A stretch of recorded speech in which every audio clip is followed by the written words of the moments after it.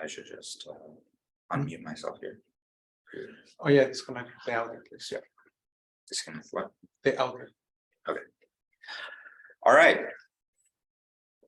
So this is just going to be a very short overview of MITRE ATT&CK and MITRE ATT&CK visualization using MITRE ATT&CK Navigator. So what is MITRE ATT&CK? What is MITRE? MITRE itself is an American nonprofit that spun off from MIT Lincoln Laboratory that manages federally funded research and development centers, supporting various U.S. government agencies across many fields, including defense, homeland security, and cybersecurity. But for cybersecurity, the MITRE ATT&CK framework was released, and that is for anyone, free, globally accessible. Everyone in the cybersecurity industry in their IT departments will likely be familiar with MITRE. So it classifies and describes basically every technique, tactic, and procedure that could be involved in a cyber attack. So there's many different frameworks, but the key one that I'm covering today is the MITRE Enterprise framework. So what does ATT&CK stand for? Adversarial tactics, techniques, and common knowledge. But the other phrase I use, techniques, tactics, and procedures, TTPs, is another description, you could say. So I'm going to just, you can go to this link yourself if you like, attack.mitre.org, and select one of those matrices. So I guess, yeah, I am sharing.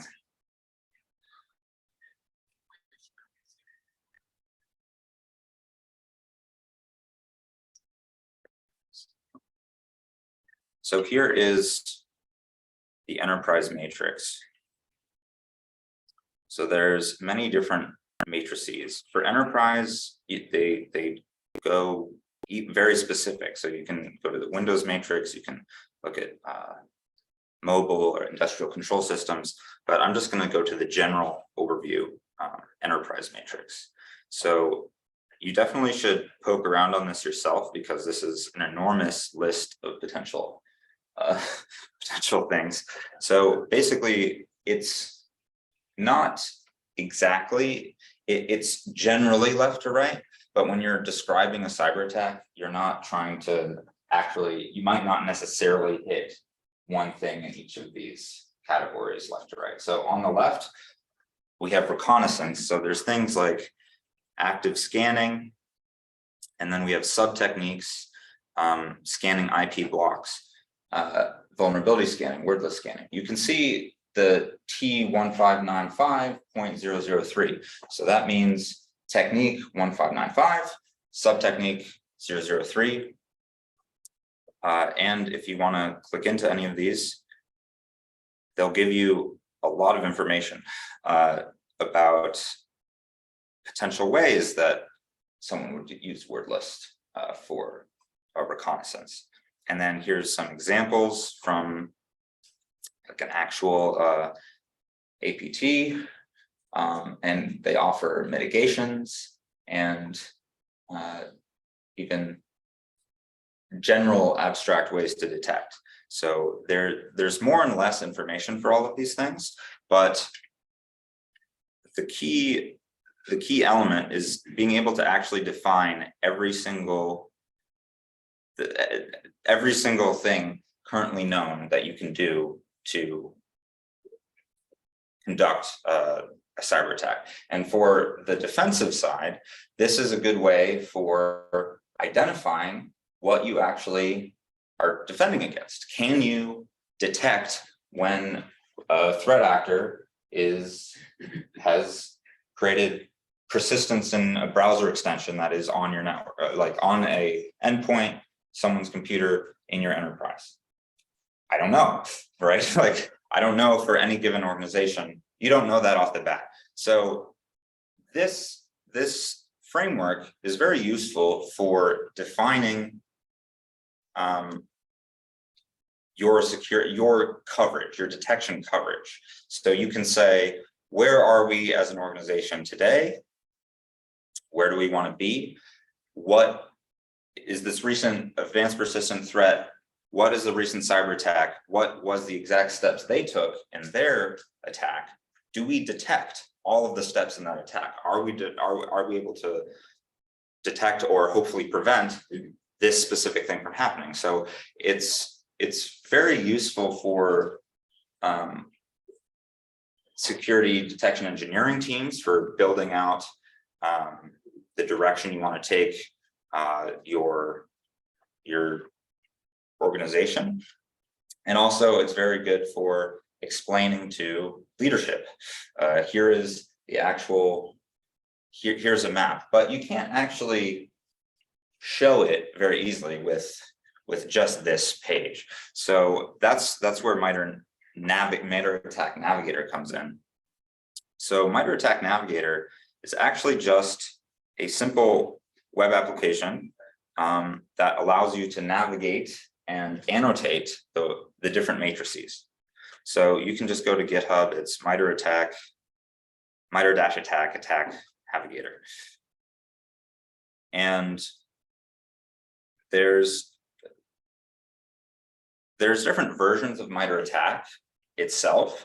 MITRE is updating this every time they get new information. It's a research nonprofit, and they're always doing this research to make sure we have a comprehensive understanding of these issues for both US defense purposes and also in industry. So here is what a MITRE Navigator visualization might look like. So generally, you can start off, they're using GitHub Pages, I believe, to host this. You can use their mitre-attack.github.io attack navigator and get to this page where you can upload your custom layers, is what they're called, of what techniques you want to emphasize in different ways. So what might someone say is a security risk of uploading your layer to this page? You're giving away the keys. Yeah, so if you just uploaded all of your organization's, what you can detect and what you don't detect, that's the kind of keys to the kingdom of your enterprise. So it depends, right? Like, I trust MITRE. This is HTTPS, so we're mostly safe. But if you're an enterprise, you probably want to host an instance of this internally, and also have a consideration of how you store these layers, and also how you might generate them. Because while you can just create a new layer, you can create an empty layer, and then select any of these and fill out. Basically, you can annotate this however you like, but the key development in this is all just JSON, and so you can export this. But let me just take you to inside in the repo. They have inside layers data samples, they have a bunch of different example JSON files that you can load in. And here's one of them. So fairly straightforward: the name, version, description, and then the list of techniques that you want to take care of. And so this is simply a technique color comment, but you can add in whatever metadata you want. And so you can use automation to potentially pull from your wherever you're storing all your security detections, or if you have like a managed security service provider for your company, maybe they expose some API for you, or they are delivering reports that you could then strip and output. But basically, you can do a lot of things with this. So you can, for example, like this is a sample from APT3, APT29 with software. This is a bunch of different techniques that were used in a given attack or given attack chain.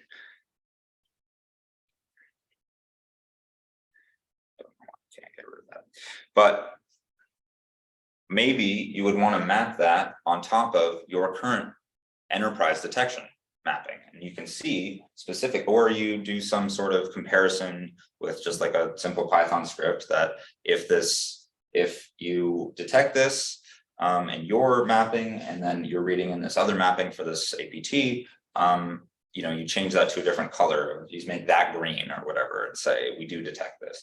And so you can even put in like the rule name that's actually detecting and firing for all these different things. And there's a lot of ways to actually do this. So you can show potentially, here is what is the severity of this thing actually being triggered. Maybe you want to factor that into like how you're rating each of these different how good your detection coverage actually is. So there's this sort of naive way. Do we detect any forced authentication? So maybe that's just say, yes, we have a rule to detect that, but you might have many services that do that have authentication. And do you detect every single place that a user has to log into? Blah, blah, blah. All these different, many possible things can happen, but this is basically just a visualization tool that you can use towards visualizing where the state of your company, where you might want to go, where you might take your security detection engineering team, like define exactly what the steps forward are. And also, if you have threat hunting, you want to say, okay, we aren't detecting this. Maybe we want to write a detection for that later. Maybe that's too complex for us now, or it's going to take time to test. This APT just issued or is just used this specific technique, and we want to see are we able to detect that in our environment at all? What is something around that might trigger, etc. So that's MITRE Navigator. And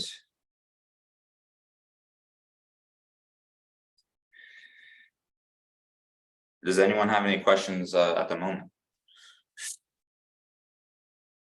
Yes. Is there any reason, I mean, I'm sure you wouldn't want to do it all the time, but is there any reason you couldn't monitor everything?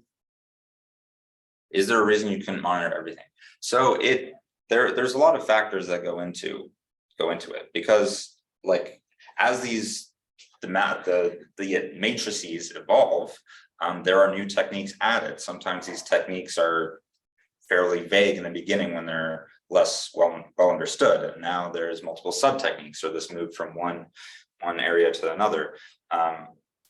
So there's just it's a constantly evolving thing that you have to track, but there's a lot of things you can't actually detect. Like in the beginning, there's reconnaissance or developing capabilities.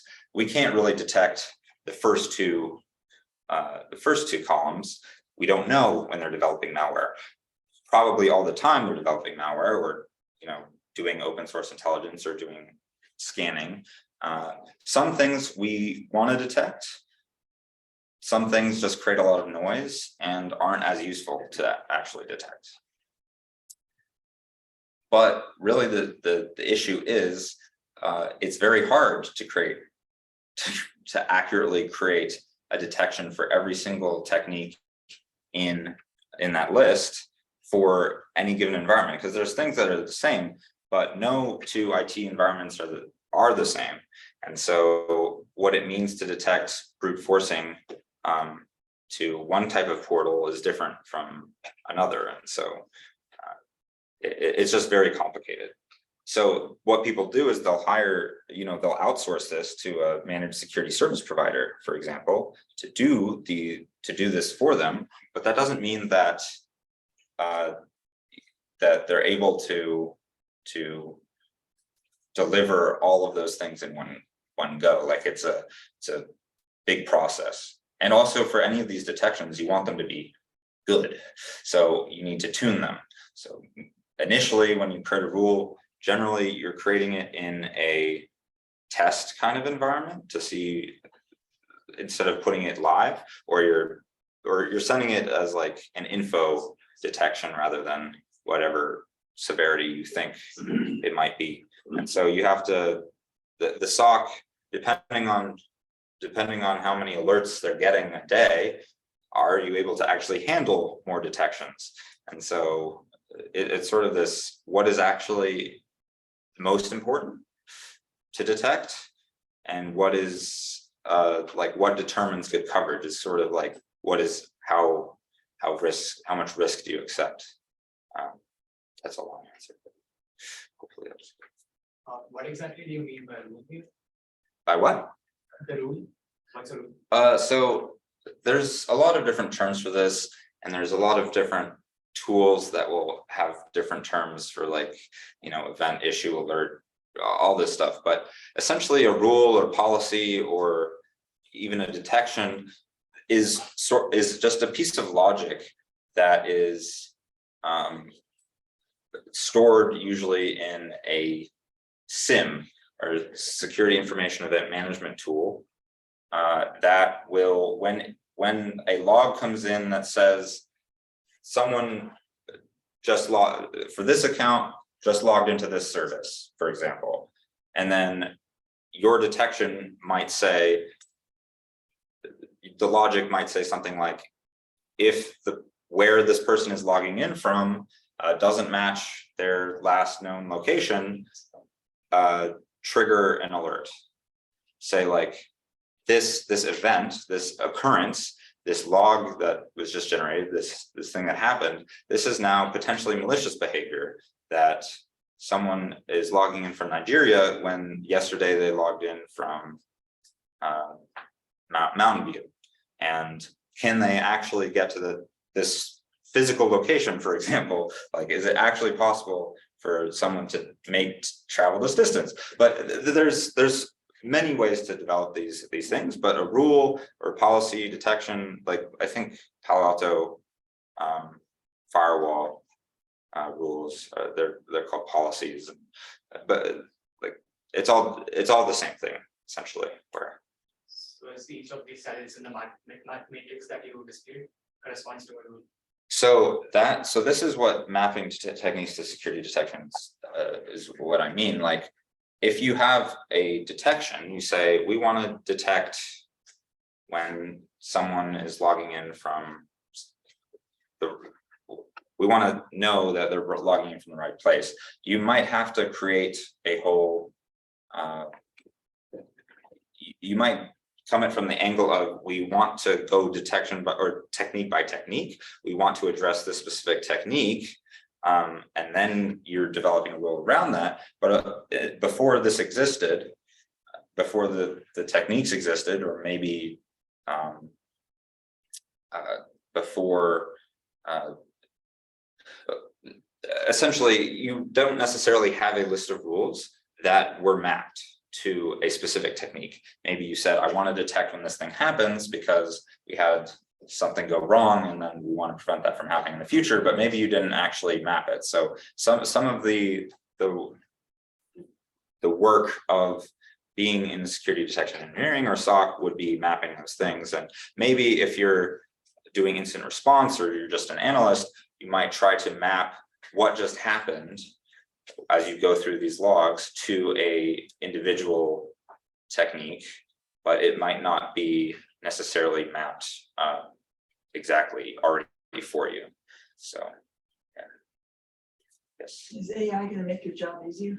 So AI, so it's interesting. Generally, AI is being used in sort of this context for sorting, identifying the severity of an individual alert. So, or the likelihood that this individual action was actually a true positive versus false positive. And so AI is mainly being used, to my knowledge, to make that side of it easier. But when it comes to mapping like a contextless event of a login to an individual technique, that's a little harder. I mean, I think maybe you can use NLP or something for like a language. Maybe if you have the rule name and you're trying to map a rule by rule name and potentially logic into a technique. But to my knowledge, it's not been done, though it would make it easier in the sense We that, have 50,000 employees and they're based all over the world and based Mhm. finitely at their office Mhm. or their home. But it could figure out what a regular pattern was at, say, their first week where they are. And we see Yeah. that, you know, and then until somebody else goes in there, it was like, they moved departments. And actually says that Yeah. they're not the that office, they're another office. And change that. And then so a lot. but we haven't mapped that many people. It's one thing you have 10 people in your business office, but you have 10,000. Well, this depends also on integrations with all your tools, like maybe you have like. So maybe you have executives that travel to high-risk countries and maybe you're tracking them more specifically, and you want to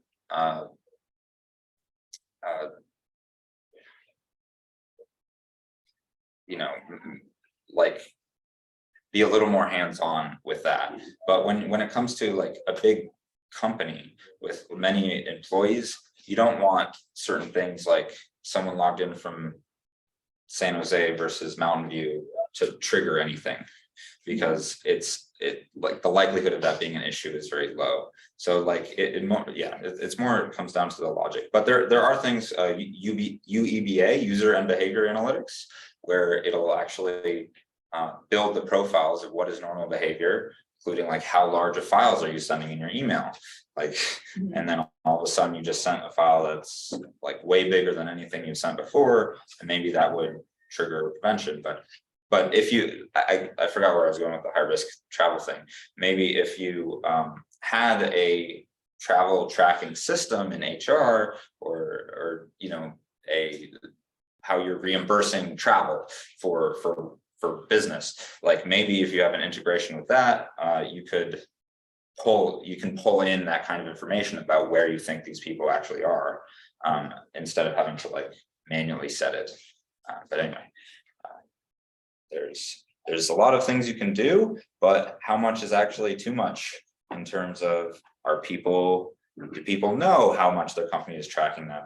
Would people agree that your company should know where you are at all times, you know, for security? So there's sort of like the privacy security debate that usually isn't Maybe just when you discussed. log into the company computer would be kind of important.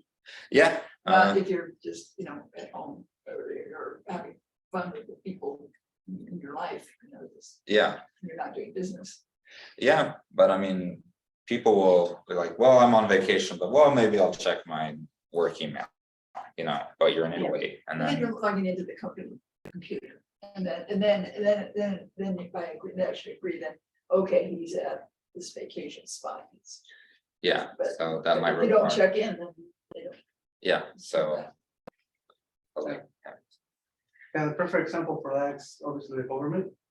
Obviously, when you work for the government, you have a secret, at least a secret clearance, and you are owned by the government. So wherever you go, you have to tell them where you're going. So as he was saying, when I was working in a SOC for a government agency, and they were logging in from, even though for pleasure, like they were back on vacation, but they were logging in to check email.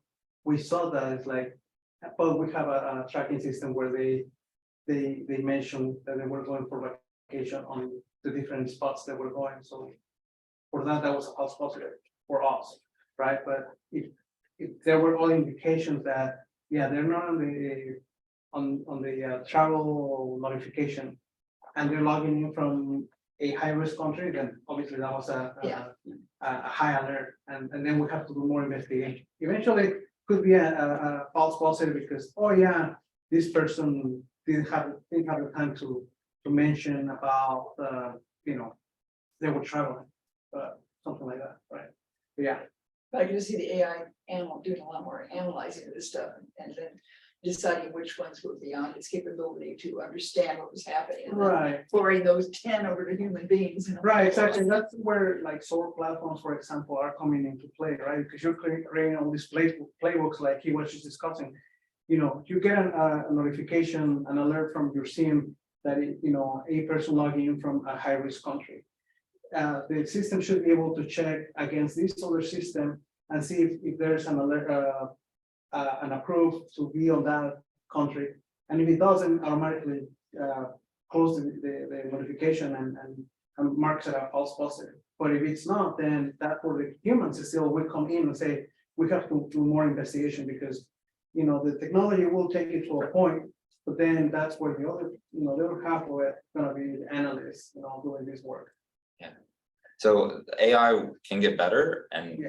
get better about identifying false versus true positives, but they're always gonna have to be actually dealt with. So you can deal with them through automation, which is SOAR, like Marco said, is security orchestration, automation and response instead of manual incident response, potentially.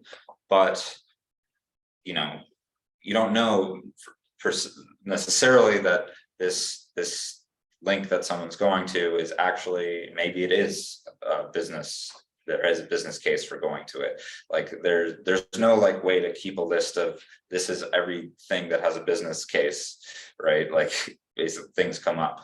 And so you can over automate it and end up locking things down and getting in the way of the business, and higher ups don't like that. People don't, and security doesn't want to get a bunch of complaints all the time. And it gives you more work as well, where you have to gives IT more work if people are coming to the help desk like, hey, I can't log in, all the password reset things or what have you. So yeah, some people rip out the SOAR platform entirely because they've been They don't understand it. but there's a lot of really SOAR is really big, at least in really big organizations that can afford it. But yeah, I won't take any more of your time. Thank you.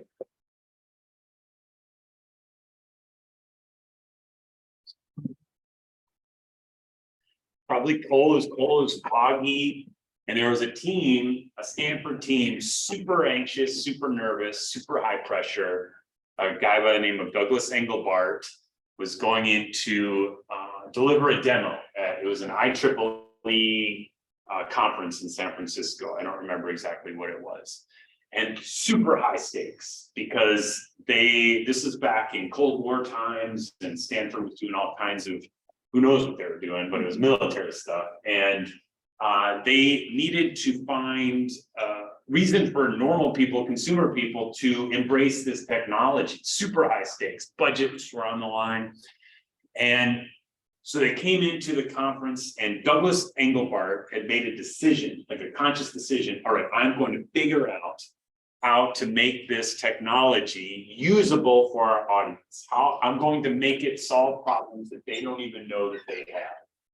So he went in and delivered what is known seriously as the mother of all demos. Has anybody ever heard of that? Yeah, okay. Yeah, okay. And it was the first use of what became a mouse, first use of hypertext, first use of a kind of a word processing program. There was live streaming. They had a 1200 baud modem going from Stanford to San Francisco. So they had a live connection. But the point of that story is, and this is a legendary conference talk, a legendary conference demo. The point is, he took technology that was great, and Engelbart and his team thought it was amazing, and it was amazing, but it wasn't amazing until he showed why it was important to his audience at that conference. And that's the connection that a lot of times brilliant people, it breaks down, that I help. Because you have to get into your audience's shoes to make it relevant. And that's kind of what I'll be talking about in the talk today. So let's see, where are we here? Okay, so I sent you the link through LinkedIn. Oh, okay. So Bear with us, please. Wherever you'll be pitching. A little bit about presentation structure. I'll be giving you a framework that McKinsey Consulting developed, I mean, way back in the 70s. It's kind of become the standard of business writing, business presenting. And it's a great way to kind of build your introductions and structure your talks. We're get into storytelling and humor very briefly. These are just tools to make your audience care about what the heck you're talking about. These are tools, and there's some tips that you can use to make those work. And I promise they don't involve the hero's journey or talking about Star Wars, because everybody likes to talk about hero's journey in storytelling. Engagement, I'll give you some very specific techniques about how to engage your audience, lead them forward in their chairs. We'll go over data viz really quickly. It's not my strong point, but I can give you some principles as well as some other references. And lastly, at the end, we'll go over nervousness and rehearsal best practices once you get to that point. So cool. Let's bounce forward. So how do I? So now you're actually on this slide right here. You can just either, Oh, you can perfect. press that. Oh, no, Try again. no, got it. Awesome. Awesome. All right, cool. Okay, we are cooking with gas. All right, so I want to break into groups. So let's say these two tables is Zach, these two tables, you two tables, you two tables. I want to give you 4 minutes, and I want you to talk amongst yourself, come up, agree on the top 2 biggest challenges you have, either in developing a conference talk or in delivering a conference talk, like a technical talk. And then after you put that aside, come up with 2 elements that you think make a compelling one. If you've seen something at DEF CON or something at Black Hat or something like that, something where like these are 2 elements that made an amazing talk. And lastly, designate 1 person who's going to deliver this information to me after 4 minutes. Any questions on this? Cool. All right. Break and speak amongst yourselves, please. Do we need like whiteboard? What's that? Do we need like whiteboards? We have the whiteboards. Nah, you don't need to build this, tell me.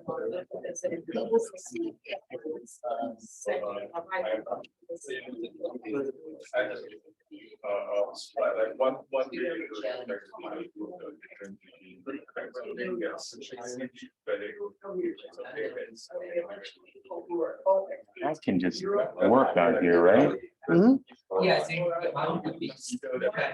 Because you're only sharing. Giving an overview. Is it on this side or this side? This side. So you didn't. Oh, good. So, anyone else?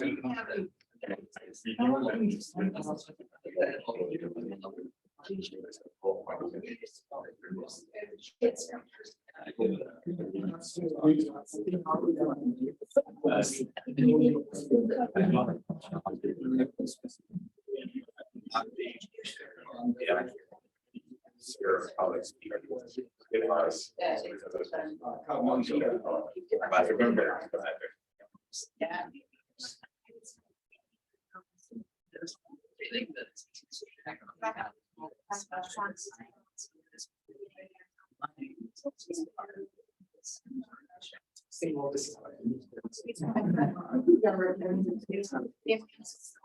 You know that.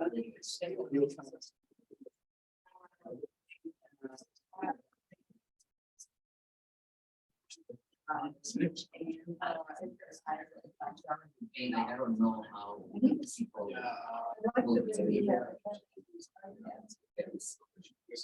So I was gonna ask, what about the books over there? I noticed you had them there. Were those yours or? No, they're just here. I just moved some of the way. Yeah.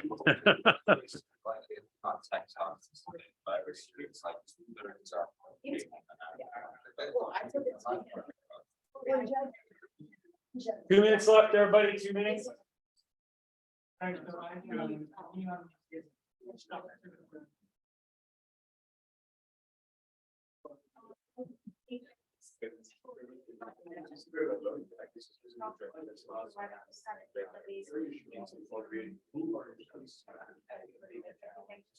In other papers where like we should take on time, so that's. fact.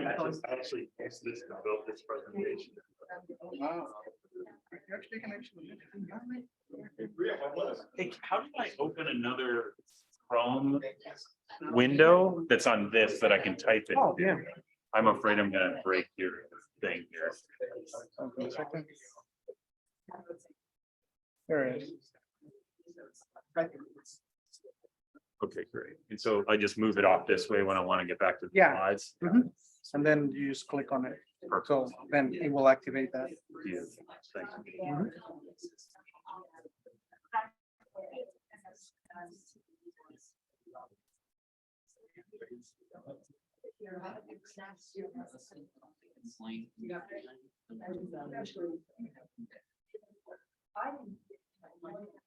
For me, one is.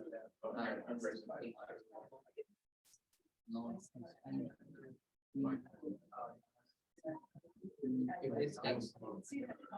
Yeah.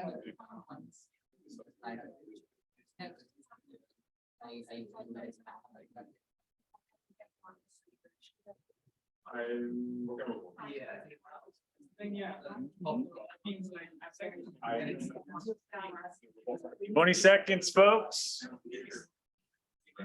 Designate your spokesperson.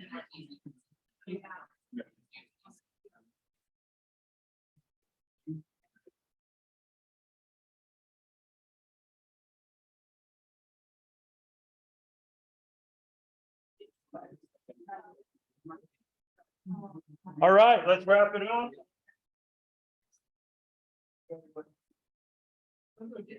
Cool, so I'll just go around and this doesn't need to be a big discussion, just if you just want to tell me your two biggest challenges, your two biggest compelling things that make a tech talk. Why don't we start with this group? Two biggest challenges. Okay, so the first challenge is, how do we know if the audience will be interested? I'm typing it in for my own. Yeah, so the engagement part. Okay, as you're in the middle of it, like, okay, And I think we only got one challenge, but we don't have time to go to the other one. it's all right. So you didn't get any elements of a compelling tech talk? We did, yeah. So the compelling tech talks were lower cognitive load, so like using diagrams, pictures to explain the concept, and using. Say that again, cognitive what? Load. So it lowers the cognitive load with diagrams? Yes, in Make- text, use like pictures, images, diagrams to explain things. Okay, And the second one was using examples to explain concept. perfect. Thank you very much. How about the group back there? Yeah, so the point that all of us touched the most about in terms of challenges is to maintain people's attention, to keep the engagement as high. Ah, great. Yeah, because people's attention span, varies, mine is very short. Totally. Yeah, which touched on to a possible solution for creating compelling tech talk, which is to present novelty, relevance, and just to make sure that the flow is good, so people, if it's our attention, and then people engage. And last thing, And then keep the audience engaged. engagement. Great. Thank you. How about this group? One of the challenges is trying to get a good level of complexity, because you need a good separation between too much technical detail and not enough technical detail. Got it. And the other challenge is trying to make sure that like your tech talk has a very good fit with the audience and aligns with their interests, and trying to determine like what would be interesting to talk about. Very good. And then two elements. One element is like a good overarching point or insight that the audience is aware that you get from the TED Talk, so that they'll be hooked and engaged. Okay, a new insight. And then concrete examples to really lock in that insight, so that you can go from all the abstract to the implementation. Perfect. Anything else? Good. That's it. Thanks. How about this group? We decide that the two biggest challenges is speaking fast and monotonous without voice up and down, without emphasize some points, without headlines. And the second would be different people in audience, from academics to regular public. So you don't really know how to address your terminology and what, yes, anyway, the speaking like easy and simple talk would be anyway preferable. Yes, and do you want to talk about the second? I guess second is it's opposite of first. So when you talk slowly, it doesn't matter how much information you will give. The matter is how clear you present it, because the rest we can Google. But key points, to get key point terminology and general observation would be the good idea. And again, artistic talk like voice up and down and some gesture emphasizing main points would be good. The thing which I'm missing. So you were saying elements of a compelling tech talk would be clear speech, understandable speech, pacing is appropriate. Yes. Okay, got it. Slow and that digestible. Got it. Awesome. Thanks, everybody. I'd like to throw in one. Yeah, please. That I learned is if you just simply look each person in the audience in the eye at some point during their talk, it has a very magnetizing effect. And to do that, which is helpful from two aspects, is to realize that everybody, the only reason everybody is there is to hear what you have to say. And therefore, they're a friend of yours. So if you look at every person in the audience as being a friend, as opposed to something to be afraid of, you get a completely different result. That's awesome. Yeah, I like that. So one of the compelling tech talk elements would be eye contact from that perspective. Awesome. I might just add that what kind of compelled me to kind of watch you is the tool that you're using. Saying I haven't seen that used before in this. What's this? Yeah, exactly. So it's, oh man, look, control. It's like you can control the atmosphere of what's going on by what we see up there with this tool that you have, as opposed to going back and forth to the computer. So Oh, it's this tool. I know. Exactly. What? Okay, cool. Awesome. Well, thanks, everybody. Yeah, that's great. Super helpful for me. I'm always developing this curriculum and I love hearing from different audiences what their main challenges are. So let's move on here. Okay, so moving into, like a few people mentioned, how do I know what's going to be interesting to this specific audience? That's really, it's easy to forget about that and then just think, I'll solve it by barfing out all my data on them and just push them back in their seat with a bunch of technical stuff. I'd say I wouldn't recommend that. First question, you got 3 questions you want to ask. First, who are they? Do the kind of research that you can. Say if you're speaking at DEF CON, at B-Sides or something like that. See if you can get some kind of demographics of the people that go to these talks, because a lot of times you have executives, all they care about is the high level stuff, what's the bottom line, all the way to the people who really want to nerd out and get deep and dirty. So knowing exactly who's in the audience is going to help you learn how much definitions, how much explanations you have to put at the top of your talk, so you don't lose 3/4 of the audience once they start going. But you can only know that if you do your research before you start. Next question is, what do you want them to do with this information? Even if it's just, you're just explaining something, if you come up with a concise sentence of the call to action, what you want them to do with that information, you can hold that up as a yardstick to every part as you're developing your presentation to see if like, do I even need to be saying this right now? If I want people to, I don't know, what would, Zach, for your presentation, like say you wanted people to use that tool, that MITRE framework tool, maybe at their job or something like that, to show to executives to put more headcount or budget to their department. You can hold up that yardstick to every portion of your presentation. Is this helping them moving towards using this to show it to their boss? And it will help every aspect of your presentation. And lastly, this is the most important thing. Why do they care? Why do people care about what you're talking about? And the biggest challenge I have, I didn't explain kind of what I do. I teach at Google. I teach technical presentations at Google. It's a 6-session class over there, as well as general public speaking, presence, and then I do comedy stuff too. I speak at RSA and Black Hat for different companies on the trade show floor. I do like 15-minute presentations all day.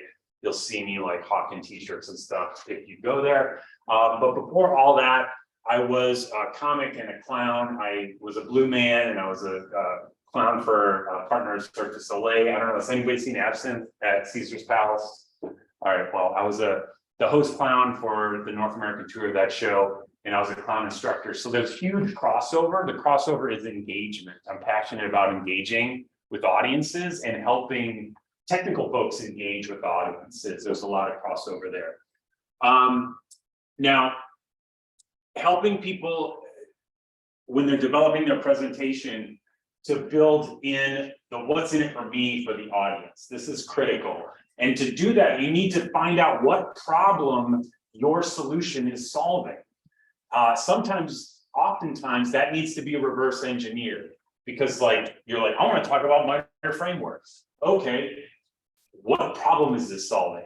And I have to make sure that problem is a problem that audience has, or I need to figure out how to reframe on talking about it so the audience sees it as a problem that needs to be solved. Just like Douglas Engelbart, they probably have all this military technology. He's like, oh geez, how can I figure out a problem that this is solving? All right, word processing, hyperlinks. This, I can show how this is useful to the consumers and the non-military people that are in the room. The critical thing for technical folks is it's easy to gloss over the problem.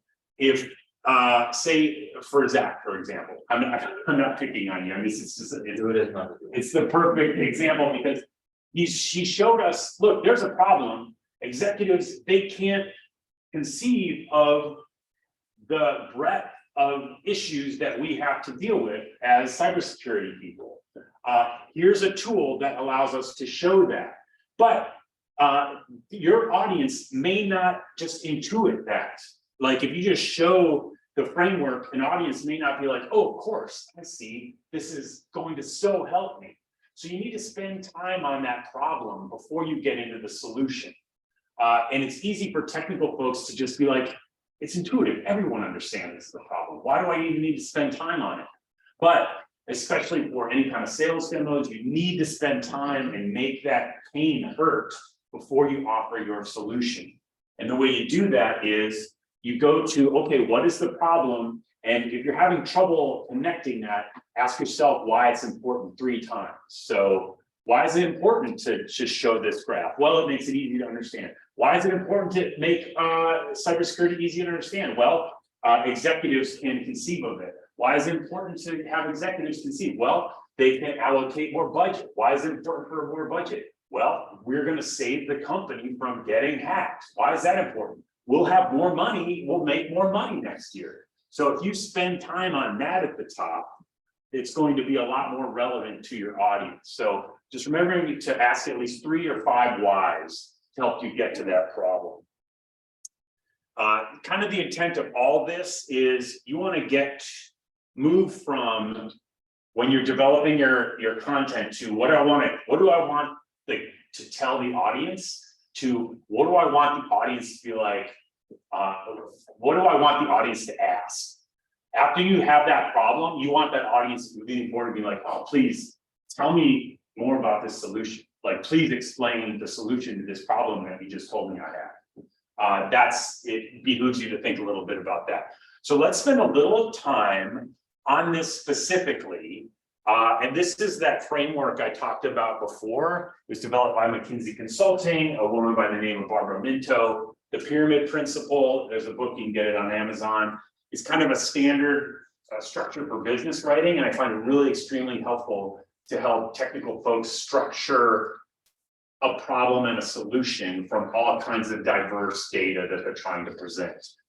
So the way this works, you start with a situation. This is a non-controversial thing that everyone agrees to.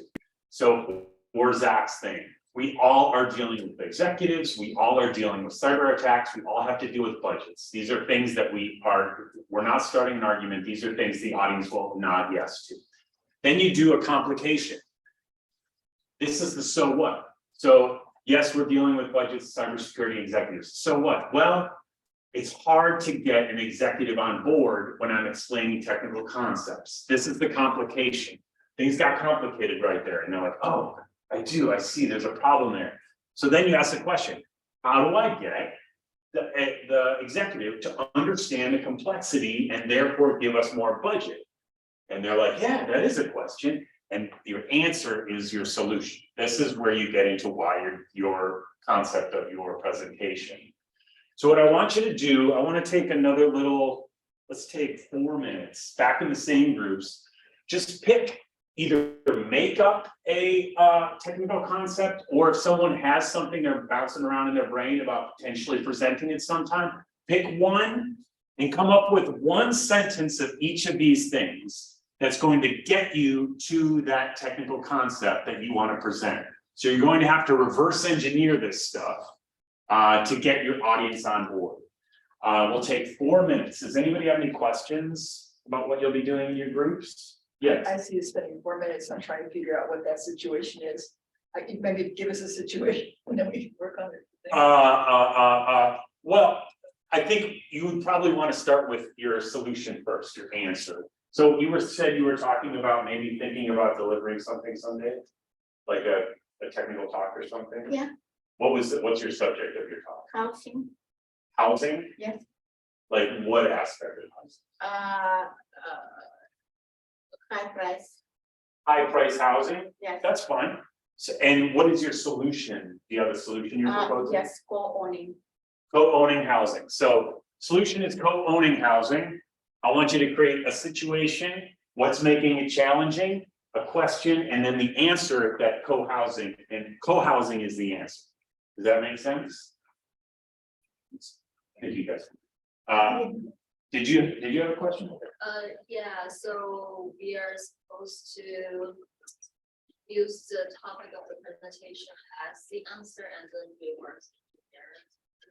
Yeah, exactly. Okay. Cool. Questions? Any other questions? All right, 4 minutes, everybody.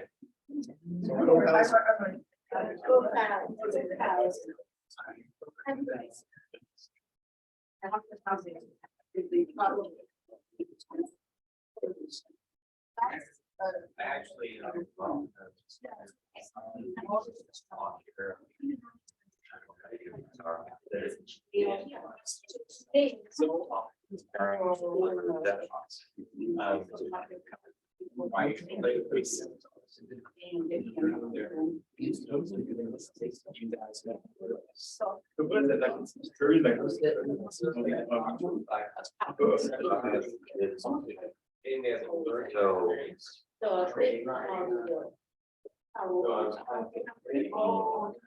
well, no, I mean, I was going easy.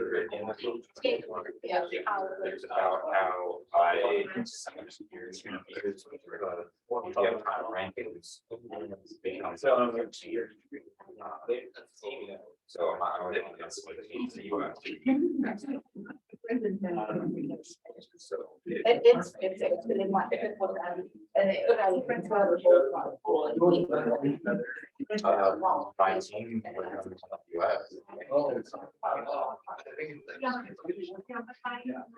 I working? Why shouldn't we then? Obviously, it's fine.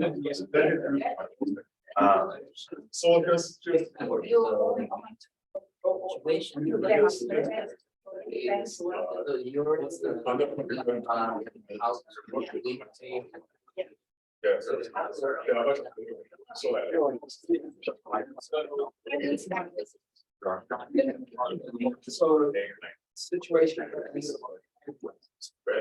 Yeah. So So situation. Yeah. the message. So like. Anything else? On the message. So like, I'm not sure the answer, but it's sort of, the same point is one issue that you have to practice, so you still have to do well enough. Each individual. You don't have to get hurt, but you basically can't do many competition, more competition. It's what makes people doing it. There's number one, for starting, it's like getting right first. So there are explanations, so people can potentially take one internet. Donations to the dojo or? Yeah, to the dojo. 1 minute to go, everybody, 1 minute. I feel like I'm just talking to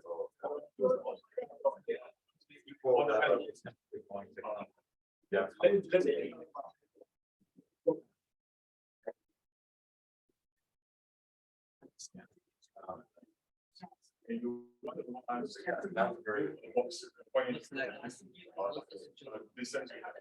You think that's Trying to get. Maybe wasn't to get on there. I got it with the. So situation, entry level people, not. so the vision is. How do you bypass the barriers? Like you want to get industry complicated. It requires certification. It requires. 20 seconds. How do you get past that?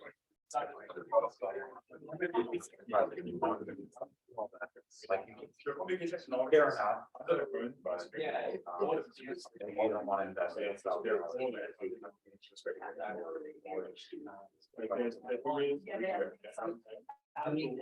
All right, let's wrap it up.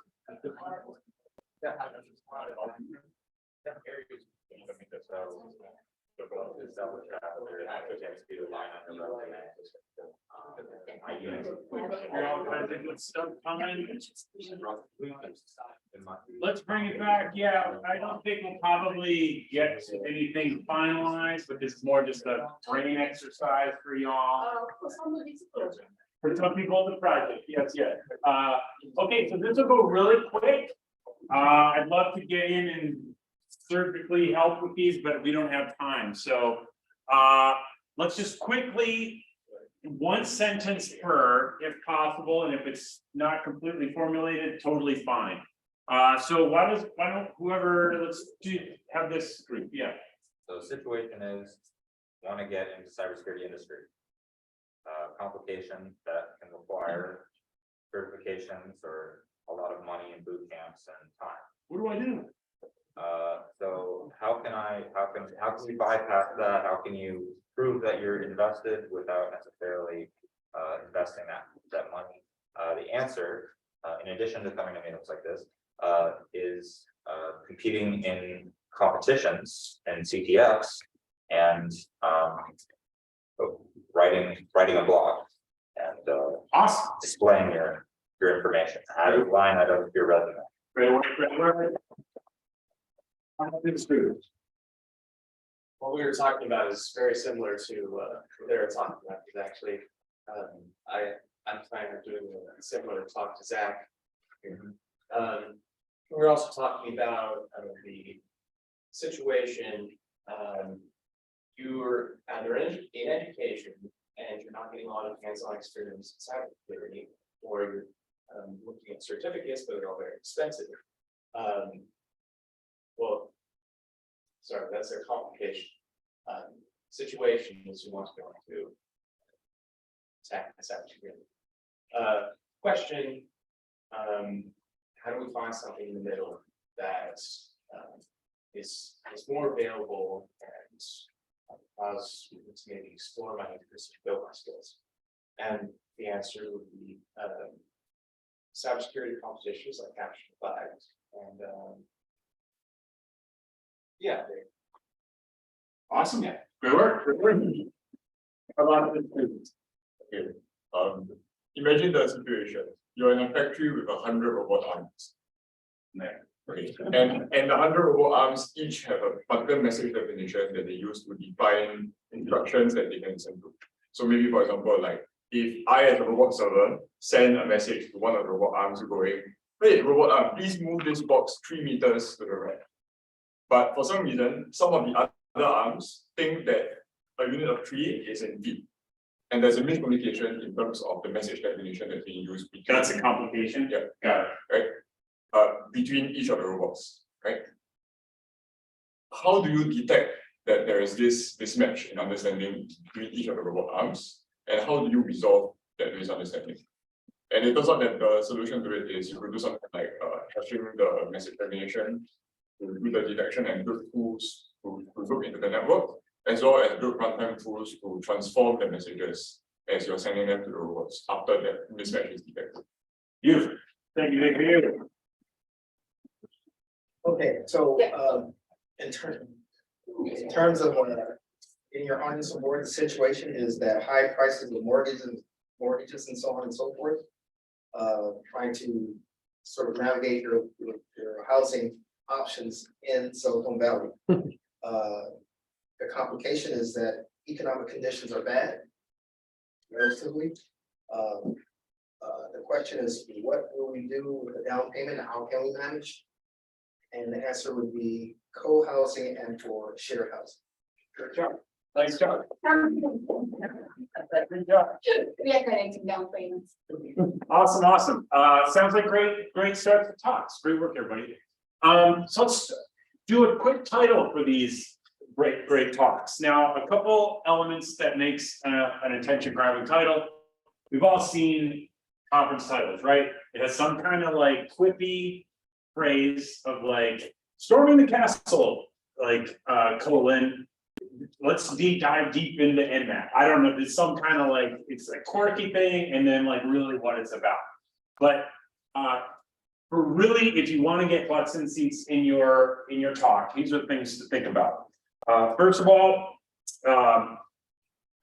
it's got to promise something, like just like we talked about in the situation, complication, question, answer. You want to somehow imply all of that in your title, whereas the title says, I know what you're going through, I know the problem you're having, and I have a solution. It needs to communicate all those things, and you're going to learn it in this talk. So that's what I mean by promises of benefit. Makes us curious. This kind of, this has to do with the quirkiness aspect. Can you do some kind of a, I don't know, Game of Thrones reference? I don't know, like, is there some way to make like, oh, this sounds really interesting. This is a little bit art. There's a bit of an art to it. The title then acts as a guide for you when you're building your talk. Because you want to make sure if you make a promise in that title, if every aspect of your talk better contribute to that promise. And if it doesn't, maybe don't put it in the talk.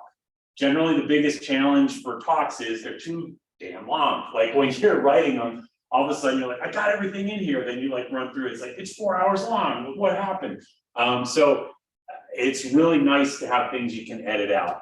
And lastly, metaphor. Metaphor is challenging. A way to think of it is if there's two elements of your solution that relate to each other, is there a relationship between those two things? And can you map that relationship onto something that everyone relates to? Marriage, Game of Thrones, Lord of the Rings. Like, think of the relationship or the specific attributes of anything you're talking about. And see if any of those attributes can be mapped onto anything that everyone can relate to. It can be pop culture. The only thing with pop culture is, especially at these technical conferences, you need to be really aware of cultural references. Because if you're dealing with folks from Asia Pacific or something, they don't watch, they're not gonna watch the Netflix thing you're watching like that week. Everybody has different cultural references, so you need to be very careful with your jokes and things and cultural references. So let's just really quick, just 2 minutes and see if you can come up with a title for all these great talks that you said. And they should do all these things, and feel free to use the colon thing, like clever thing, colon, really what it's about. You know what I mean? So let's do 2 minutes and come up with 4 titles.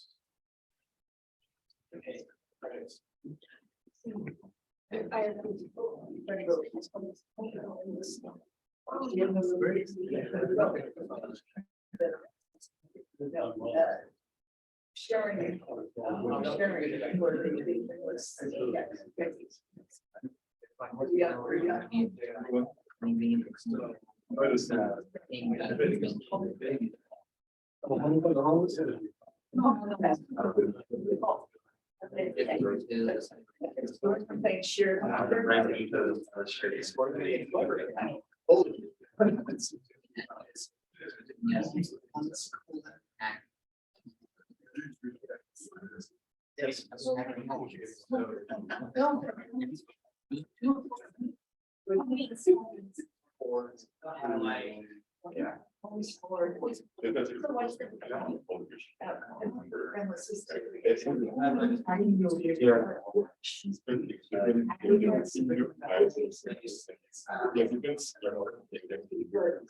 One minute to go.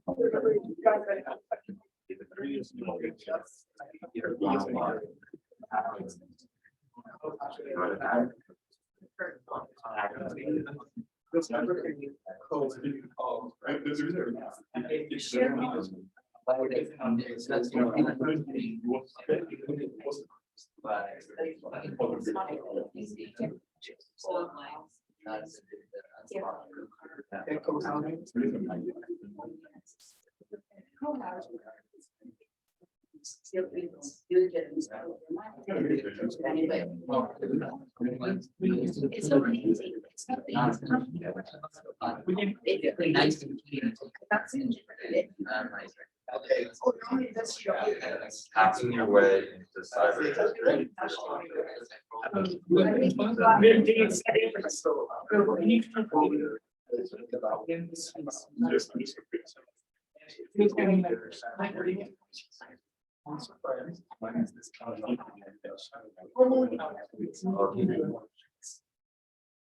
seconds. A lot of talk. Format like that. But All right, let's wrap it up, everybody.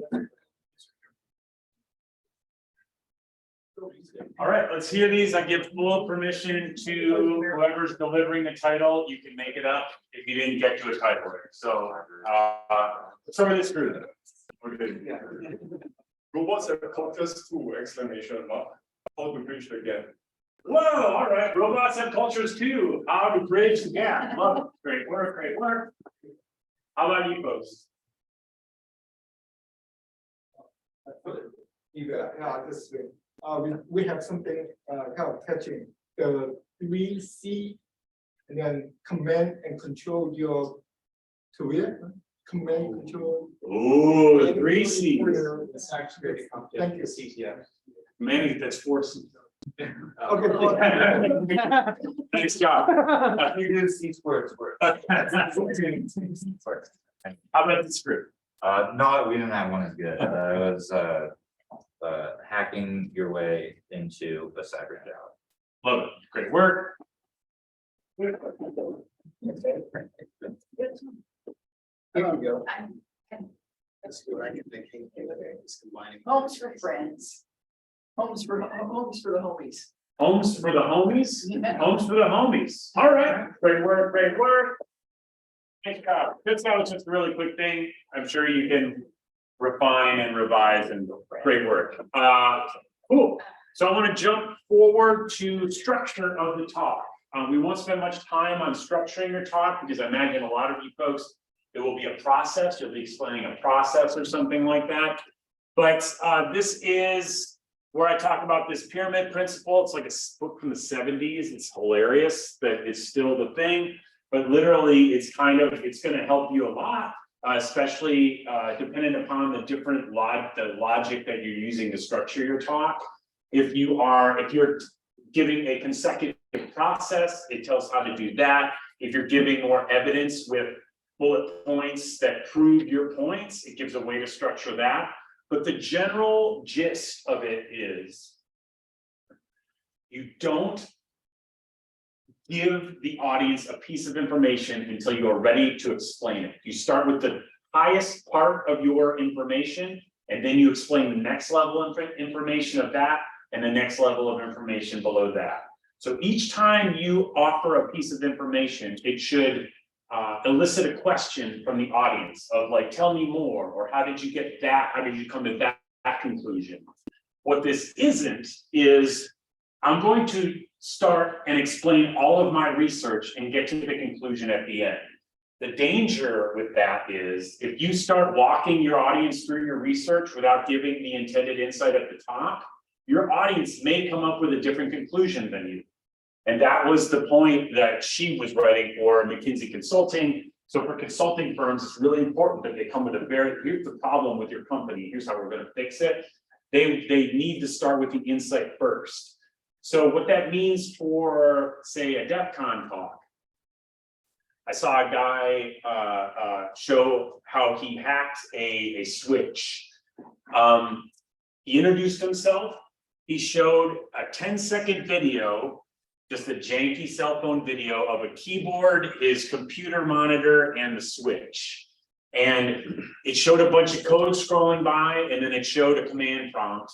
And it basically showed very quickly that he had obtained a shell. I don't even know if I'm using the terms right, but he had gotten into his switch. And he goes, and the audience, of course, they gave him a round of applause, and they're all like, "Would you do that?" And that launched him into the talk.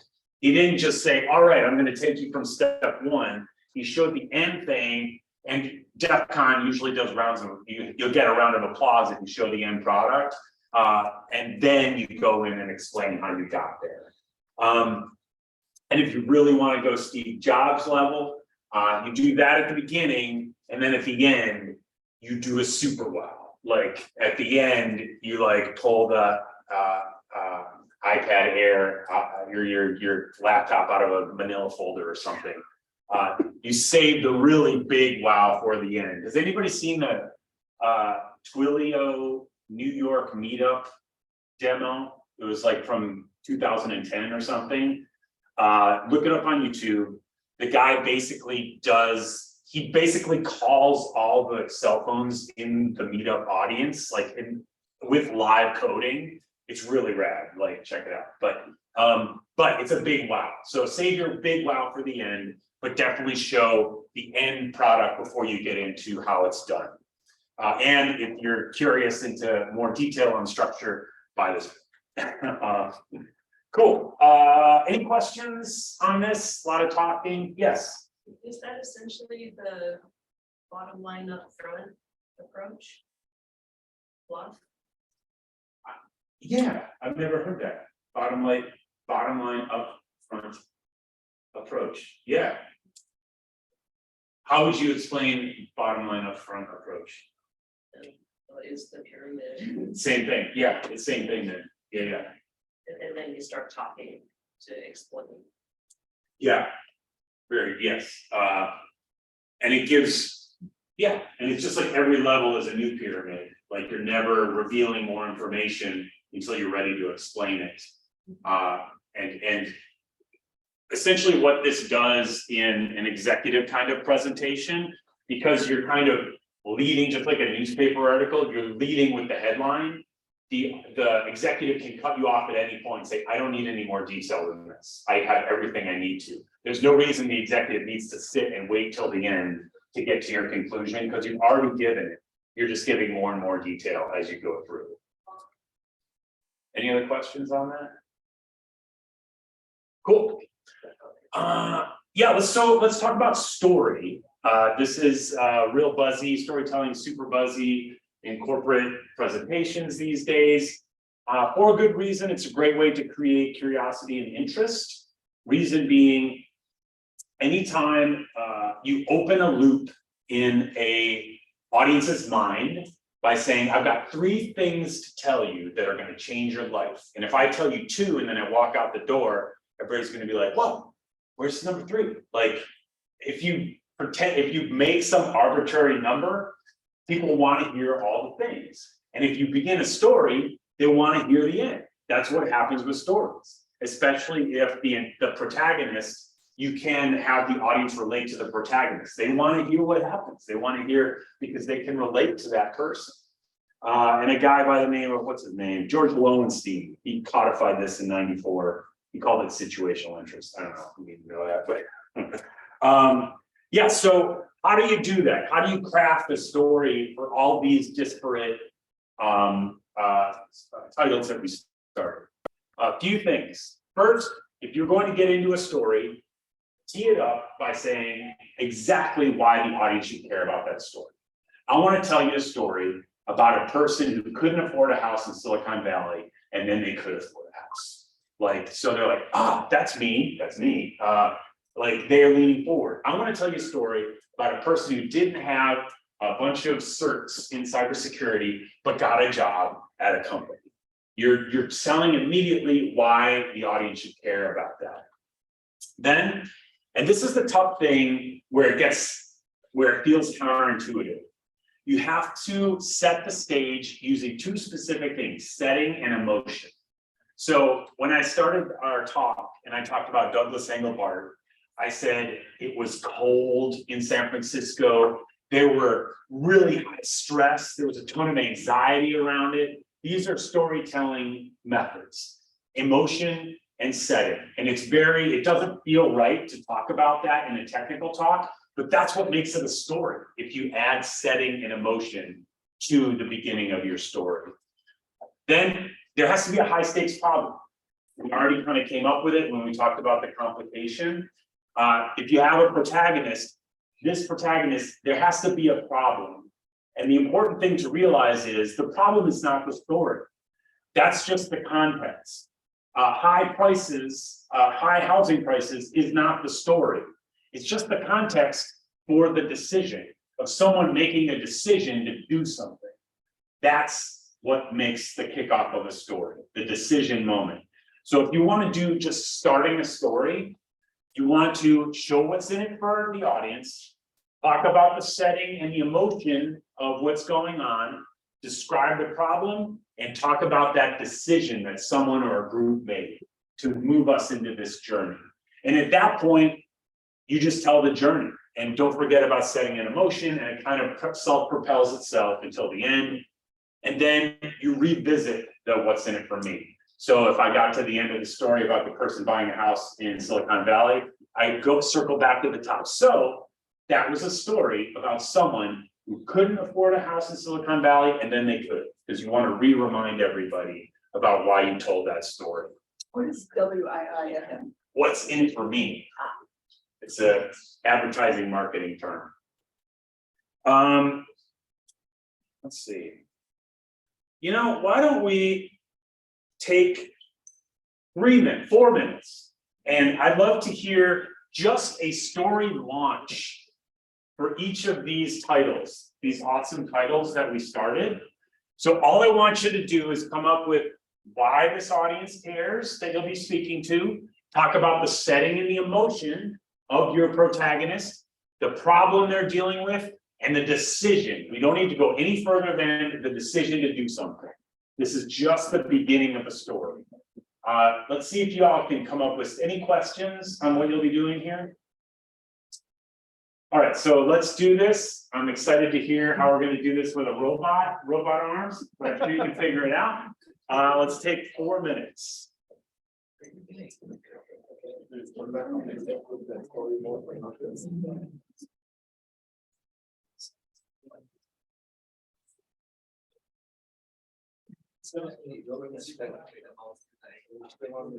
Housing internet.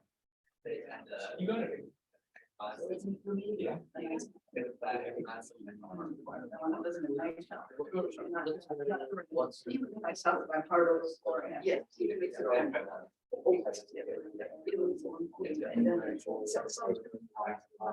it apply to anyone who already in the industry? It applies to some level. Because, you know, but people are still interested. Yeah, and it's like, it's just like doing personal projects and content for the software. Going external jobs, even though that's arguably not a good thing.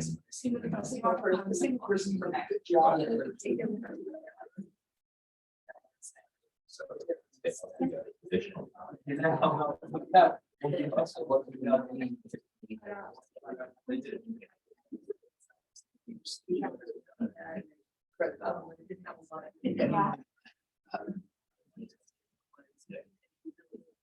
Now I funds, yes, in addition to that, I might.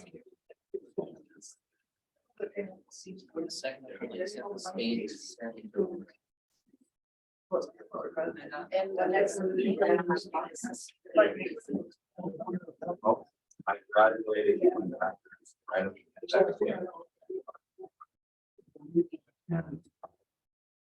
and so I was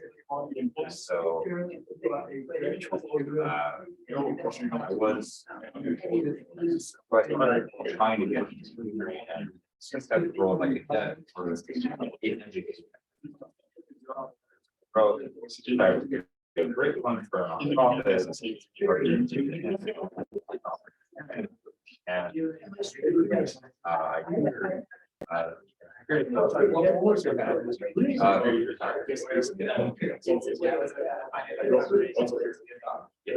No overlap with that stereo.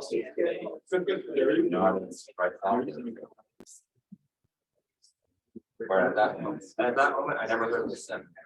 For the information that's happening, that's used for every organization. Like the separation in college of IT and software, is the software is like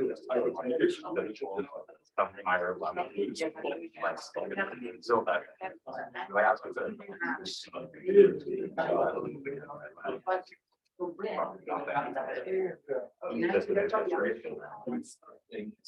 flowers and people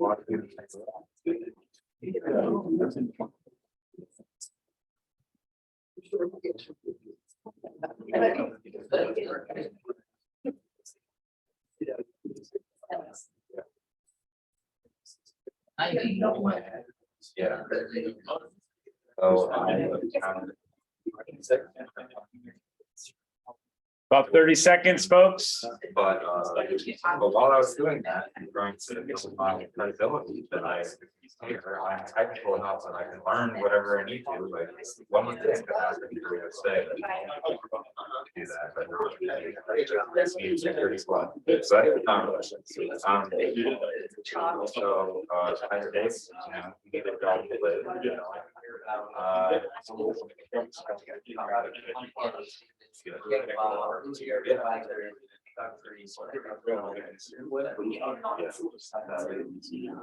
And so while I was doing all this, so writing. All right, let's wrap it up. CTF comment, doing active bar, acting, all the common things.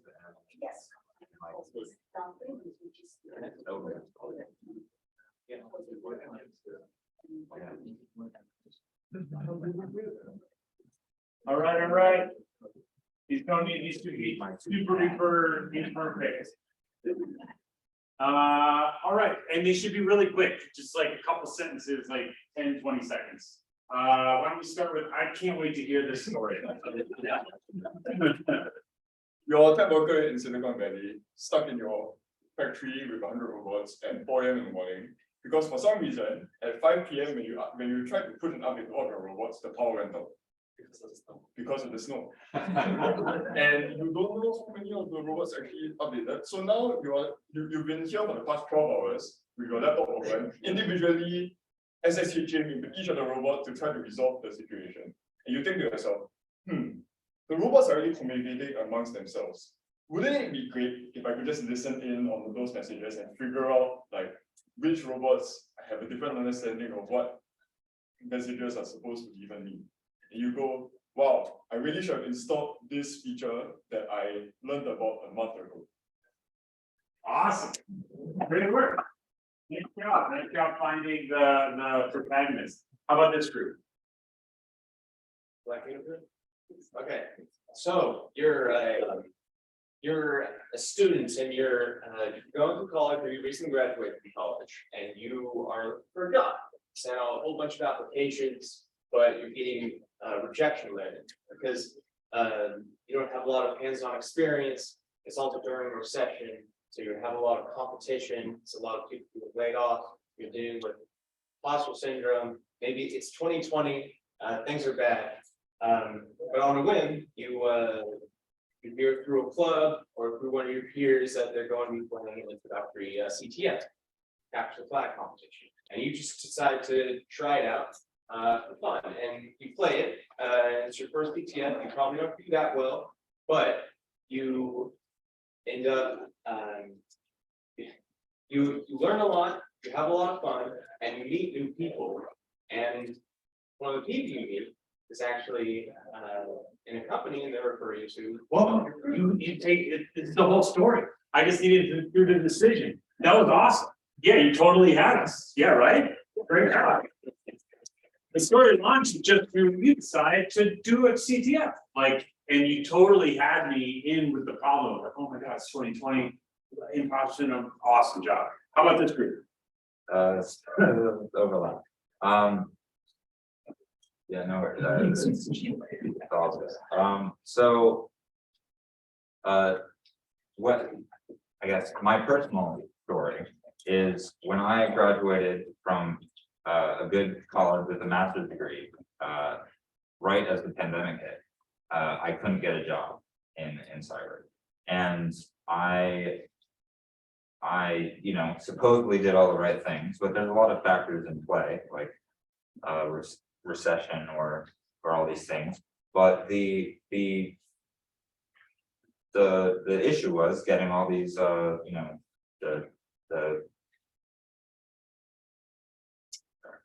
I don't know, not being able to get the job, not being able to, living away from my family, needing to, you know, just deciding if I needed to move home, or if I could actually try and make it in this career where I was living.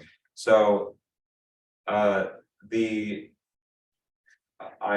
to find a way to show my dedication and my passion to this job so that I could get through the barrier that was being set up with all this competition. And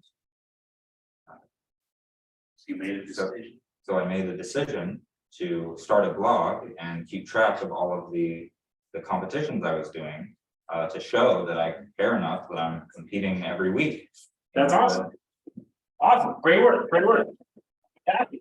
You haven't even moved away from home. I care. Like, it feels weird to talk about that authentic, vulnerable stuff or even write it in to a story. But that's the stuff that gets the audience like, oh, geez, this is great. How about this group? I just want to speak. Okay. So there is a recent grad like who has started his employment just for 2 years, and he's trying to look out for a job because there is an inflation everywhere and the renting prices are too high. So, and also like he doesn't have enough investment because he has spent his money in other factors. So that is when like he's trying to go for a co-housing option. So we made a decision and boom, and then we explain the journey. Great work, great work. Good job. Awesome. Yes. So, you know, I say what's in it for me in terms of me, but in terms of the audience, like what's it like? Just saying. It's yeah, but like how would you connect that, I guess, where We just put ourselves in your situation. It's very doable. or yeah. Or you could like not even reveal. You could do one of those where you're like, I want to tell you a story about a young man. Yeah. who struggled. And then at the end, that young man. I don't know. No, let me say it, yeah, or just as long as you can, Looking for a career. right, as long as you connect the dots between you and your audience. Like, I think it's quadruply more powerful that you say it's you. And you share that authenticity and vulnerability, like, what a super strong, I'm sold, like, totally. Yeah, does everybody agree? Like, if you talk, yeah, totally. Or we can say, imagine you are the young man. Or young Right, girl who right. is- Someday you can be like me. No, just kidding. One day you was like me. No, I think it's great. Any other questions on that stuff before we move on? Let's talk about humor. Humor, not easy because it's science, guys. Science is what we're talking about. I usually write them as I'm at RSA or Black Hat. I come up with dad jokes as I go. And I use it as a way to engage people at the trade show. And y'all probably know this because Pacific Hackers Association. Does anybody know why the FBI couldn't catch the hacker? You know? No? We just American. Yeah, okay. Yes. Because you ran. He ran somewhere. Hold on. Yeah, well, the thing about telling terrible dad jokes, especially in a trade show environment, is I'm not telling that because that joke is funny. I'm telling that to become the butt of the joke. Everybody's laughing at me. I know it. I'm asking for it. I'm like, I'm a bad joke teller. We can all joke about that. I think that's important because you are showing that you take yourself lightly. If you show that you take yourself lightly, you can like, I'm not a fantastic speaker. That's fine. That's fine. The important thing is you take your content and your expertise absolutely seriously. I think people who joke about themselves or have a hiccup technology, like, sorry, I'm just figuring this out. That's okay. But when people who start like dissing on their own research or something, that's not a good deal. Like, you do never want to joke about your expertise and your content or your subject matter. And that can be a very clear line because you can absolutely have fun with the audience and goof around and joke and make fun of yourself just as long as they know when it comes to what you're talking about, you're the authority, you know exactly what's going on. Now, that being said, here's the thing, never make fun of the folks in your audience or what they care about. And a good, safe way to do that is only make fun of yourself. Because you don't know what they care about. You don't know political affiliations, you don't know religious affiliations, you don't know cultural backgrounds. It is a minefield. And generally, the safest thing you can do is make fun of yourself or use shared experiences, immediately shared experiences. At a conference, you can always comment on the weather in Vegas. You can comment on walking from your hotel. You can comment on maybe the shuttle. You can comment on the keynote. You can comment on the food court at Mandalay Bay. You can comment on all these things because everyone shares this experience. And it's not hilarious, but it's a shared experience. And that's really what the intent of humor is to start feeling present with your audience. Anybody have the lunch today? I don't think, does Black Hat serve? I don't think Black Hat serves. I don't know who serves lunch, but yeah, you can use shared experiences. Now there are some shortcuts you can use. There's a list of these. There's a book called The Message of You, and it's by Judy Carter. It's an old book, it's like a decade old now or something. It's actually a book on how to build a keynote speech if you wanted to be a keynote speaker. But there's a chapter in there of really hacky joke shortcuts. And trust me, it's enough. Like, don't overthink it. One of which is take jargony acronyms that everyone in your audience will know, and then just come up with new meanings for the acronyms. Like, you know, the original meaning of DSL, everybody, was decidedly slow link. That was the original meaning of DSL. Does anybody even know what DSL? Am I speaking? Do you know what DSL is? Sorry, that's a terrible joke, but it is a shortcut. You want to use some relevant acronym and then come up with different words for those. Now, you can also use memes, but one does not simply use a Lord of the Rings meme because it's played out. I would recommend using The Last of Us meme and figuring it out and putting something appropriate over it. But one thing to never do, don't ever use personal pictures, okay? Because it's just inappropriate and it's too cute. And this is Rigby and Tuna, they're my cats, and it's just cheating. It's cheating to use cute things of your pets. Like this, here they are again. And see here, the problem is Tuna, like Rigby likes to beat up Tuna. That's the problem. But Tuna, he loves it. He like follows him around until he gets beat up. Don't use personal pictures. It's just cheating. Now, this is Rigby's box. When Rigby is bad, we put him in the box. He loves the box. He like sits there all day. But I'm just kidding. You can put personal pictures. I've seen people put pictures of their kids in the middle of a really dense data presentation. They pretend it's an accident, but then they talk about the kids for a second. It's actually a great way to just like take a break and break up your presentation in a fun way, because everybody relates to people you love and cats and things like that.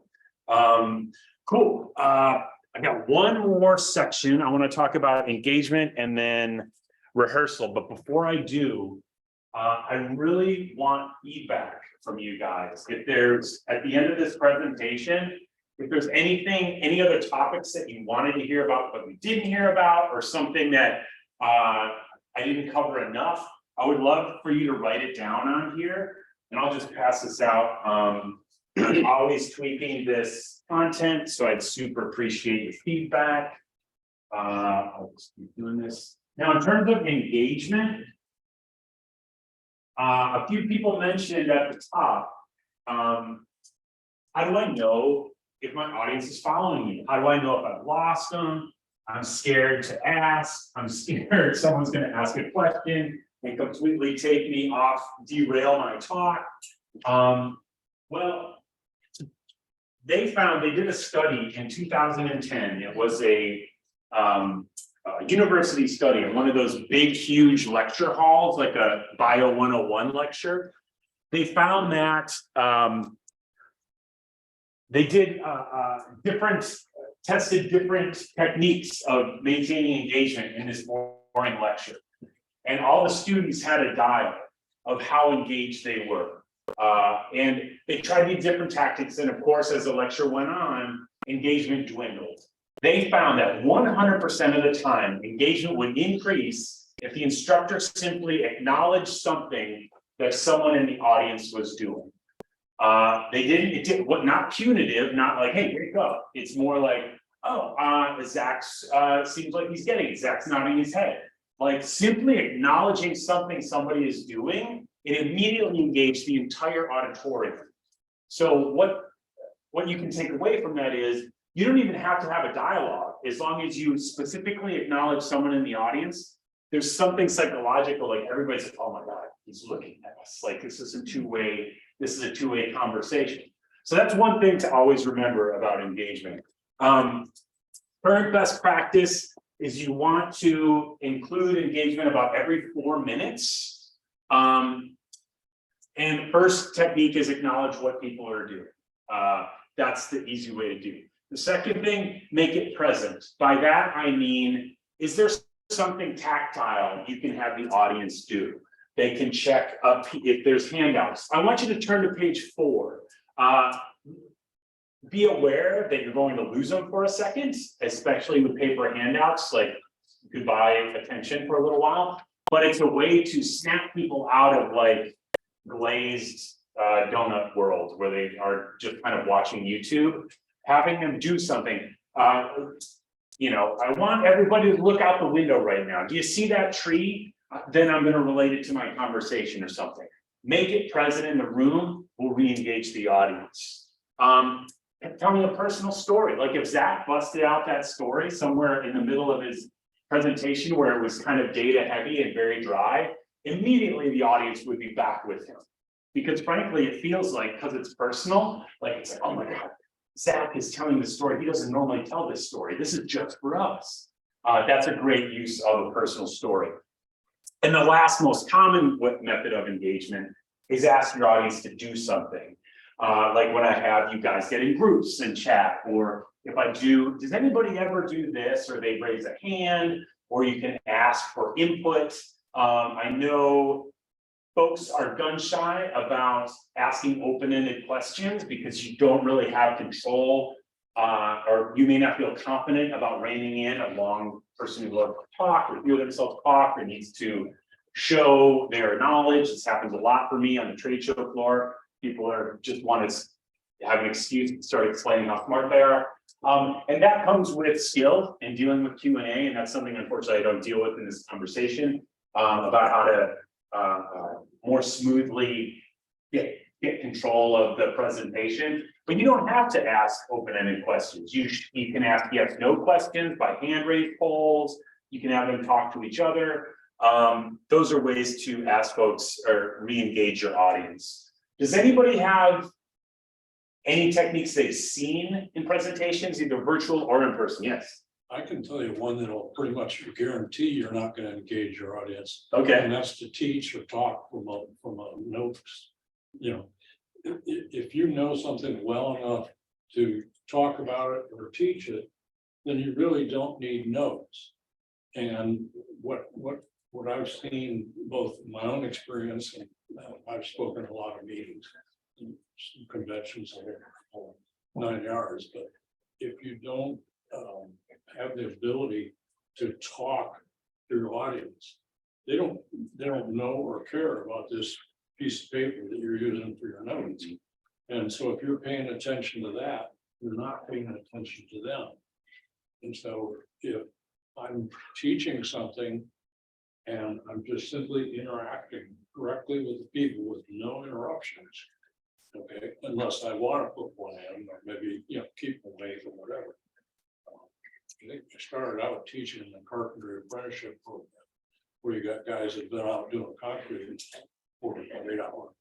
And then got to come and sit in class for 4 hours. Oh my God. You know, it's hard to keep them breathing, let alone alert. I'm sure. But yeah, and then when you do that, it makes you feel more natural to the audience. And that's really the most critical thing. Big time.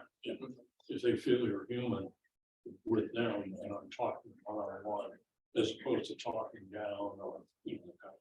Yeah, absolutely, absolutely. I heard a phrase in a gig I did, make deposits before withdrawals, meaning be as engaged as you want the audience to be engaged with you. Like if I'm doing this and expecting you to give a crap and not be on your phones, of course you're going to be on your phones if I'm just like looking at this the whole time. But if I'm present and I'm giving you the level of attention that I want from you, I'm making deposits before I ask for that back. That's kind of what you're talking about. At the same time, somebody like yourself who's doing the same talk over and over, it's really easy to forget where you're at. And then an outline helps. Totally. Does that make sense to you? Absolutely. Yeah, makes a lot of sense. And I mean, I think it's okay to go from an outline. I don't want to, especially folks who are considering doing their first talk, don't feel like, oh my God, I'm completely memorized. But I think, just like you say, surprisingly and counterintuitively, that eye contact, if I can get over looking, it actually makes me feel really comfortable once I get comfortable with the eye contact, because people want to hear what we're talking about. They want to hear your content. And one of the elements of engagement, nonverbal engagement, is sometimes you can use prompting gestures. Like if you nod at somebody, you know what I'm talking about? They'll nod back. And you're like, oh my God, they're looking at me. Oh, that's so great. Or does anybody ever watch TV, you know, and you'll see people respond? That relaxes me when I see the audience responding to my gestures. It's kind of a hack that I do to relax myself if I'm in an intimidating environment. But yeah, thanks for that input. Any other best practices, engagement that people have seen in conferences or anything? certainly that Twilio talk, it has some ridiculously creative engagement that he uses in there. Cool. All right, let's jump into data viz real fast. We're actually doing really good in time. So I got all this stuff from a book by the name of Storytelling with Data by Cole Knaflic. It's currently the sexy data visualization book. The original, the OG data viz guy is a guy by the name of Edward Tufte. Anybody ever use Tufte? Yes. I believe it's visual display of quantitative information. If it's your world, it'll be awesome. If it's not, it's a good thing to read to go to bed.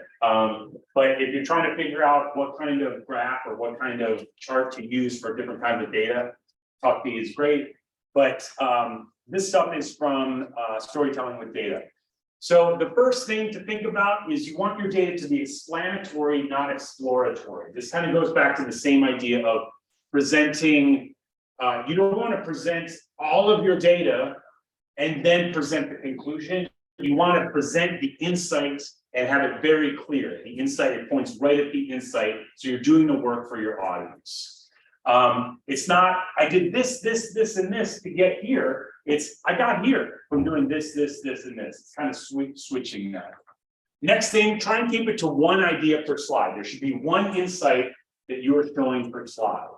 A lot of times in sales decks, they'll put like 6 charts on one slide, and you're going to lose your audience on that slide. They won't know what to look at. They either won't be listening to you and trying to find a problem with your charts, or they won't even look at the charts and it's a waste of time. So try and keep one idea per slide.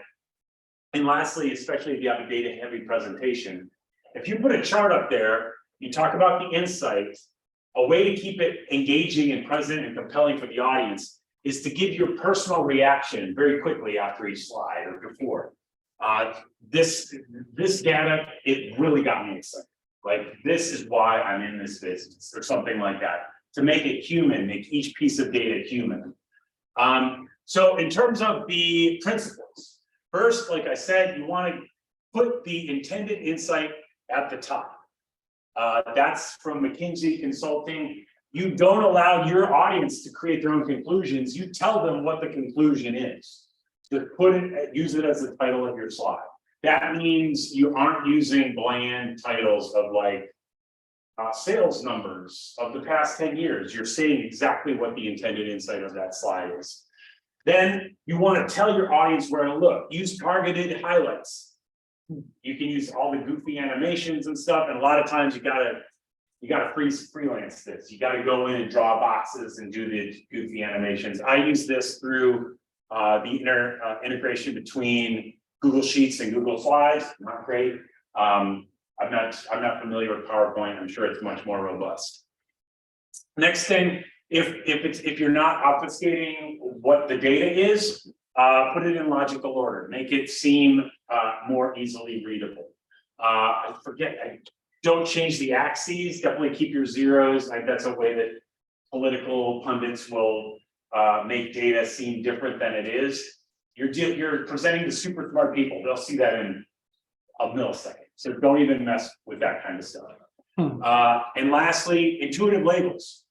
I can pretty much say the default labeling is terrible for presentations and any kind of charting. So you kind of got to go in and do it yourself. So I added a intended insight. I had to put this in manually. You shouldn't have a key on one side and have your audience have to move their eyes back and forth.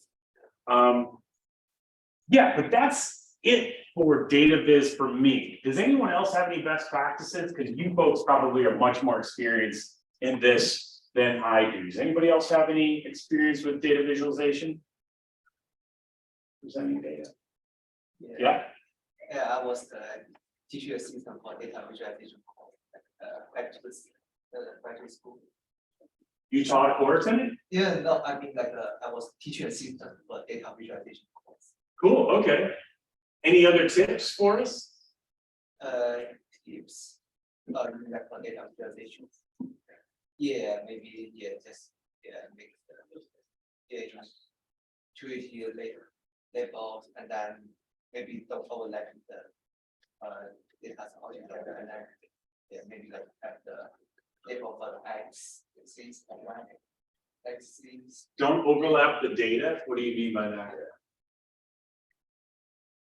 Yeah, just for example, for this slide, so you can overlap it together, so you cannot see like which lines, which maybe just for example, if HBO Max Paramount they're all lapping together, and it's very hard to see. Oh, like spreading them off on separate graphs, separate slides.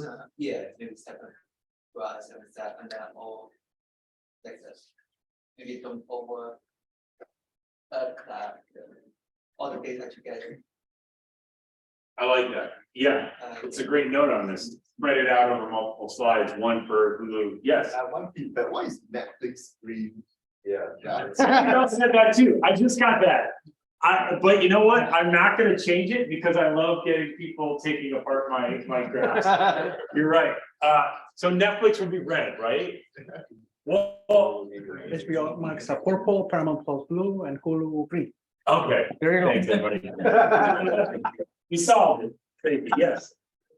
So we're talking about data visualization, right? But visualization is more general, right? So like in the context of tech talks, like if I go to a tech talks, I'm gonna have maybe some data, but it's gonna be more about the system diagram, right? How do you design certain things and why, right? So it's not, there's no data in there. It's more about concepts. Mhm. Right, you know, you're designing a distributor systems, where do you put which component, right? And so do you have any ideas or tricks on that one? Well, I think it would go back to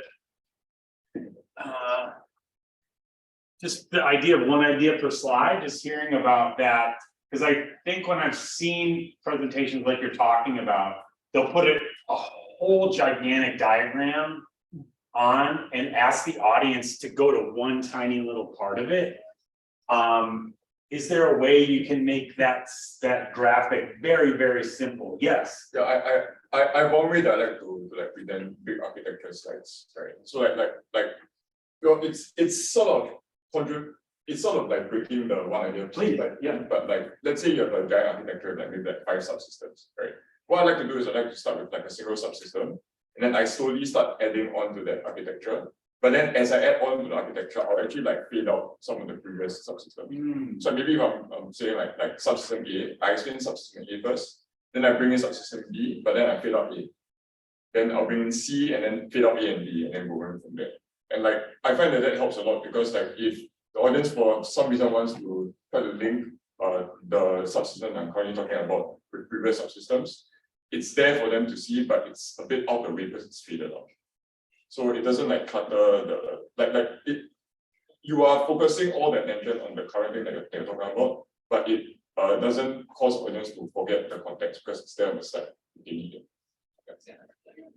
Yeah, I think the best one I have seen, there is a person called C4. So he talks about the system diagrams. And so I'm taking notes on this, listening. Yeah. C4, it's like. Yeah, so he talked about the 4 levels of diagram. So you start with the high level and kind of keep zooming in. But you want to draw a different diagram, I think similar to what you're saying, but like, so you have the system made of 5 subsystems. So the first slide you show, it covers everything, but it's not showing you any details. It's just saying this is system A, B, and you just give them into 2 names. What is this? These are boxes. And then you go into, let's say, I'm going to zoom into this one. The next slide talk about this one. And then you back zoom out and say, this is, okay, now we're going to move to the next one. So you move to the next one. So you keep doing that. And that basically, that was the best one presentation I saw. I can't remember which one, but. And it's the letter C4 is the name of the person that. Yeah, so like 4 concepts. The C4 model is a software architecture. Yeah. System modeling, graphical notation.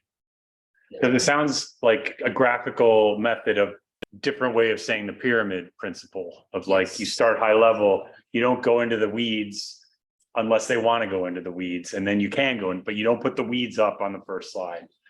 That's awesome. Yeah. It's very structured model. It's more like for us software engineers, we draw a lot of diagrams. Whiteboarding is very popular, but actually what happens is people just go on the whiteboard and draw whatever they feel like. There is no notations. There is no, like I have a box here. There's an arrow and box. What does the arrow mean? Because people just make up meanings. And then you take a picture of that, and then you put it in the proper document. It becomes design document. But there's no like convention that we follow. So C4 is like an arrow means this, like a dotted line means this. Okay. Yeah, so it doesn't have exactly a prescribed convention, but he talks about like how you can make convention for yourself, how you can. So for example, the intuitive names you mentioned, right? Netflix, Hulu. Like I can just draw graphs, lines, and then I can give them colors, and then somebody else gives them something else. So you don't have to have same convention for everyone, but at least you can make it clear what do you mean by this red line, what do you mean by green line. Similar things you can do for architectural diagrams. You can make it clear, what does the arrow mean here? What does the dotted line mean here? What does the box mean here? Right? Which Cool. one is the user? Which one is the system? Awesome. It's if you want to realize. Context, containers, components, and code. Yeah, c4model.com. All right, I'll dig into it. Sweet, thank you. Anybody else have any comments on that? Yes. Just want to say, as far as like using visualization to speak to like my boss, I used to work in accounting, and every month I had to present to my boss like the dollar value of accounts receivables, like basically like what our customers owed us, and give 30, 60, 90-day increments. And and I just like put the raw data out there, and I arranged it for 60, 90 days and so forth. And I remember I had like a coworker that he actually went to the trouble to put together a pie chart or something, or a bar chart, that he basically like used the visuals. And I thought it was kind of cheesy, I have to admit, at the time. I was like, oh, look at him. So, but like once I realized, that it actually does like lighten the cognitive load. And accounting supervisors, they're looking at other people's spreadsheets all the time, like trying to interpret, like how they arranged it. So it really is an effective way to lighten people's cognitive load. Yeah, I think a well-designed chart. Yeah. Because I think the opposite can happen. If it's like, oh, at least for me, my cognitive is not, I don't have much load that I can handle with my cognitive. Yes. Question maybe for everybody. Okay, it's good when you send by email or somewhere PDF or whatever, keynotes or PowerPoint. But another story when you present it like now. So it would be a good idea to animate these drawings. So what do you really need to have two types of presentations, one for speaking, one for sending out, or there is some kind of solution how people go around? I can speak to that for my Google people. Generally, they're speaking, their product managers or engineering managers speaking to executives at Google. And the executives are all different levels of expertise, and they're all different levels of wanting to go into the weeds during the presentation. And they need to be prepared for anything the person asks, or just to get, when they're just like, what do you need? Just tell me what your ask is.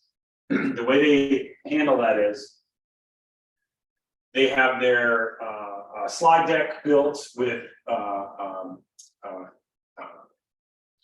hyperlinks that they can go to deeper dives if they need to very easily. It's basically chapterize their deck, but they have what they call an appendix, like in the deck, but deep in, like that they'll never get to in the presentation, with all like the deep stuff where it's way too many words per slide. But they generally, a lot of times, if an executive can't make a presentation, they just read the deck, and they may want to go deep. So they'll have hyperlinks in the top of the presentation that goes into the appendix to give more. And that essentially they can use that for both. They can present from it and never go all the way, or they can send it and they can just send them to the appendix. So appendix is in the same document, just on the bottom. Correct. Yeah, Uh-huh. yeah. Yes, and what about animation? Because animation is a different type of file. Animated visualization and Yeah, I think you'd have to have a still JPEG that indicated what the animation was. Then you intended can to. put the animations in the slides. probably. yeah, but it will be different. If it was a Different PDF though, files. It will be not PDF anymore. Oh, PDF, okay. Because about your email, you must email PDF. You don't email MP3. So PDFs do allow JavaScript inside of them, so I'm not gonna recommend doing it, but in addition to loading malware with PDFs, you can also. what? Yeah, you say that in here. Yeah. Cool. And you have it as like a hyperlink. Yeah. And so I go to C4 and then I have a hyperlink that bounces me onto something story. Yeah, there's also a tool called Prezi, which, I mean, you're trying to send a file and not a link, but this would be a link to a website. You can go to the presentation and Prezi, basically you can click on any of the boxes. You have to set it up, but in addition to just like the normal slide, it's a very visual tool where if you actually want to dig deep into this thing, you can create something that's there, but if you never click on it. that's great, but what I mean, can you go back to your graphics? Netflix and stuff like that. You have to click. Click over. I don't want to look at My terrible graphics. Netflix. the other way, Stuff. forward. Which No, one? for example, even like that, for example, you can email it like a PDF, right? But if you make it animation like that's growing, that's going down, that's growing, it's not PDF anymore. Well, so what we would do is generally in my company, was you just like this, I mean, this is an animation, right? From this last slide to this slide, right? The target highlight. It went from no red to red, like that faded in.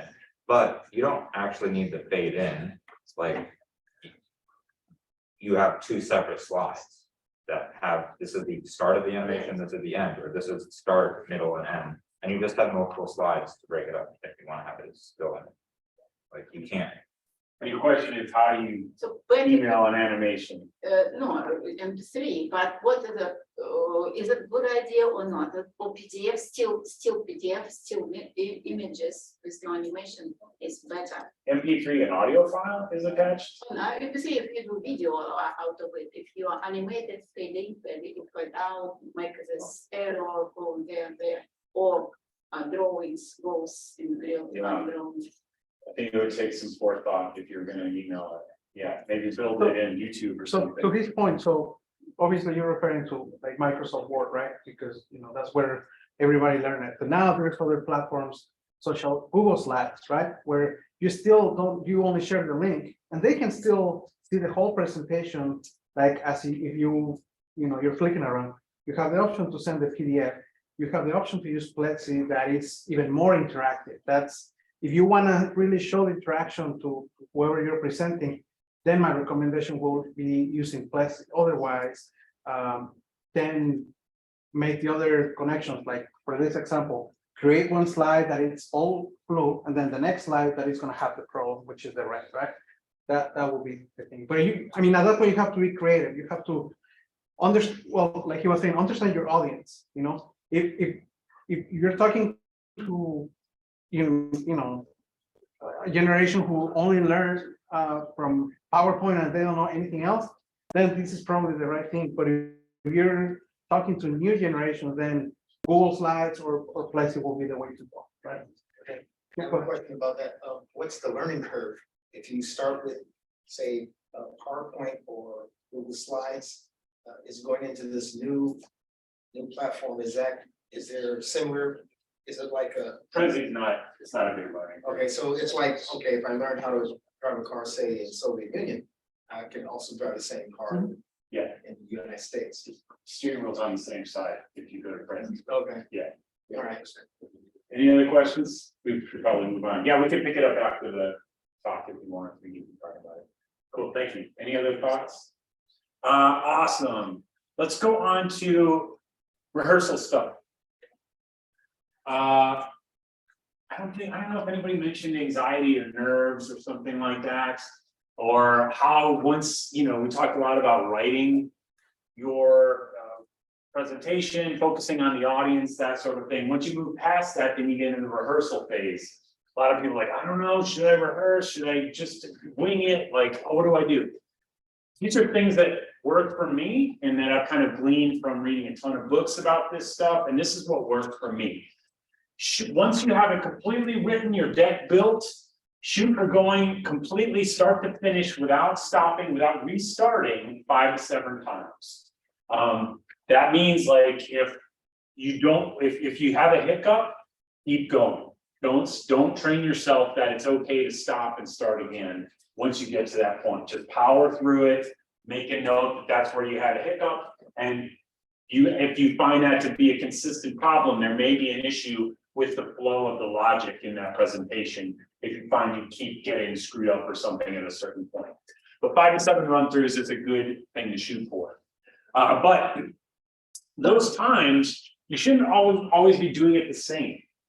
One of them, after the first or second time, definitely do this in your room, close the door, so your partner or your spouse doesn't see you, or your kids, they'll laugh at you. But this one, deliver it with really crazy, like vocal variety, like move through like all of your points and whisper some parts. Especially if you have a challenge with, if you've had no feedback from a manager about vocal variety. A lot of non-native speakers struggle with this kind of thing, pacing. Really play with your voice. Move it way more up and down than you ever would in a real presentation. Speak very slowly at some points, speak very fast at some points, whisper, yell at some points. And you'll find that as you're going through your presentation, it's going to start falling into logical moments when you do that. You won't even have to think about it. You'll be whispering it. You'll be talking loud at points that seem really appropriate. But what's going to be left is there'll be a residual of more vocal variety when you actually speak. You don't even have to think about it anymore. It's already in there because you already did it once. So that's one of these run-throughs should be that. Another one should be the same thing with your gestures. So I'm talking like when I practice for a trade show presentation, one of my run-throughs, I'm like moving all around the living room. I get up on the couch. I'm like talking about the 3 points of this and that. I'm like moving my hands. Like, the first thing you got to do when you deal with actor director is this. And like you do it, boom, boom. Like really way more than you ever would in front of anyone. And again, it's going to start to become appropriate where you're moving your hands. And the residual will be more appropriate gestures when you're actually in the room.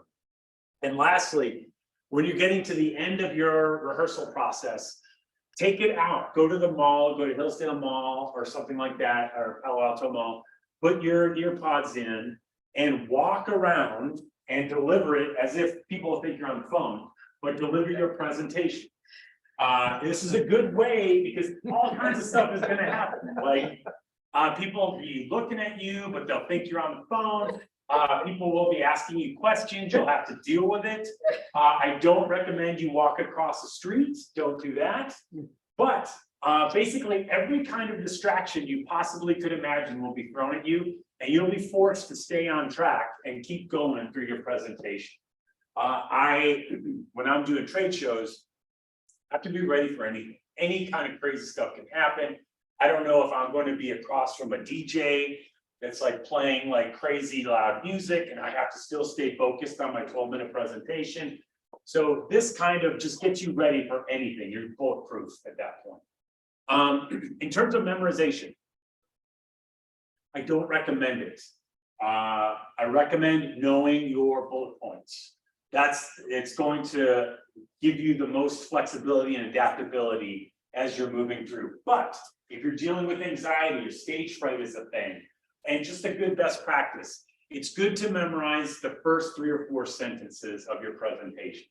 That way, no matter what happens, if something really crazy happens, or somebody's like, half of our workforce just got laid off, like you're on, and you have to like, you're like, oh geez. At least you have those first 3 sentences wrote, you got it down. And usually after 3 or 4 sentences, you'll be in the rhythm and you'll remember where you are. So if you struggle with stage fright, memorizing the first 3 or 4 sentences. Also, if you're dealing with some kind of a sales demo or something with a strong call to action where you really need the audience to do something, that closing may be wordsmith. It may be very, very carefully written.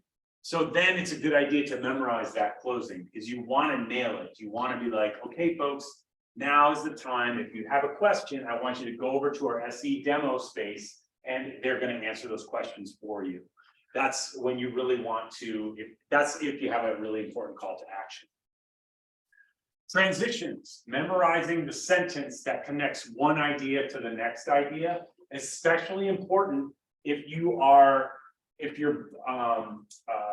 insights or your concepts that you're talking about don't logically flow into each other. A lot of you may be communicating a process. Step 1, you do this. Step 2, you do this. That's easy to remember. But sometimes you're going to talk about like, here are 7 ways that people can get hacked or something like that. And they don't necessarily relate to one another. And you may, when you're rehearsing, find you always forget number 3. If that's the case, memorizing the sentences that bridge from one to the other will help you remember those.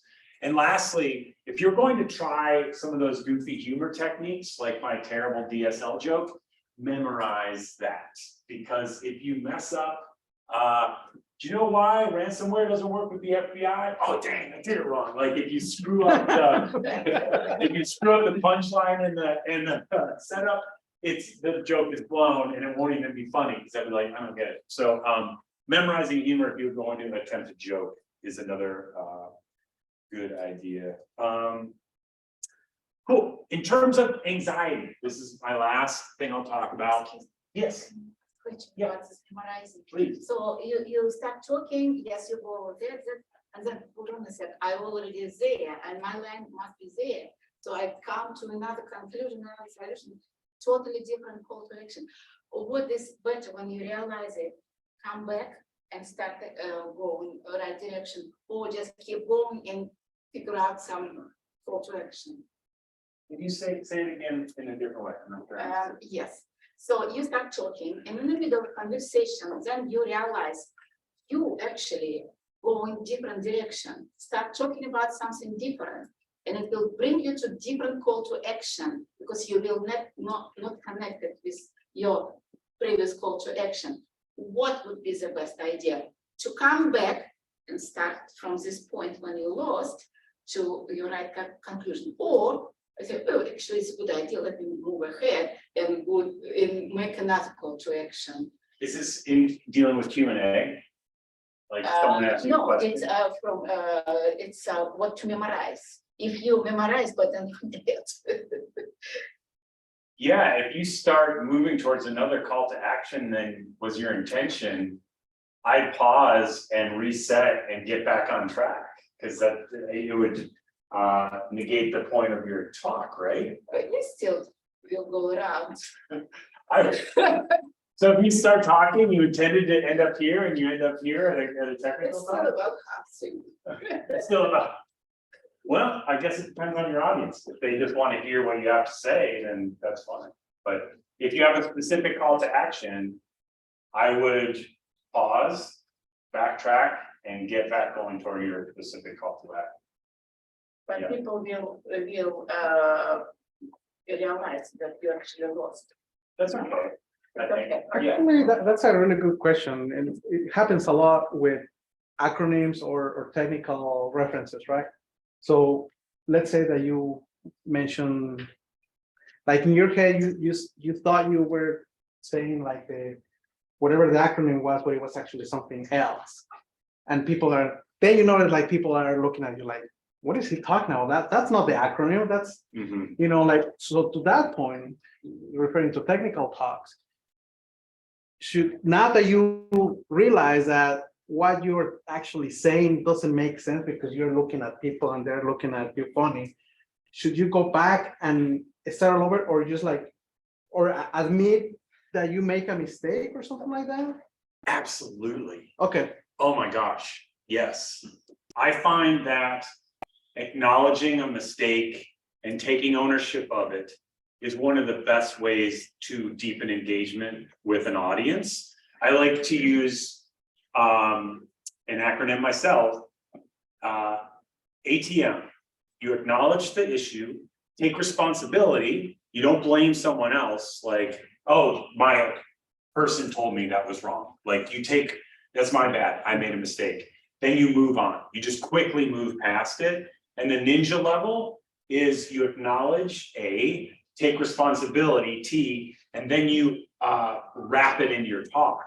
If like you misremembered an acronym or something, like I did that wrong, let me start again.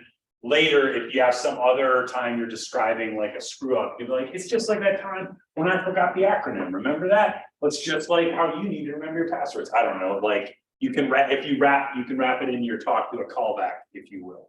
But I absolutely think, yeah, great question.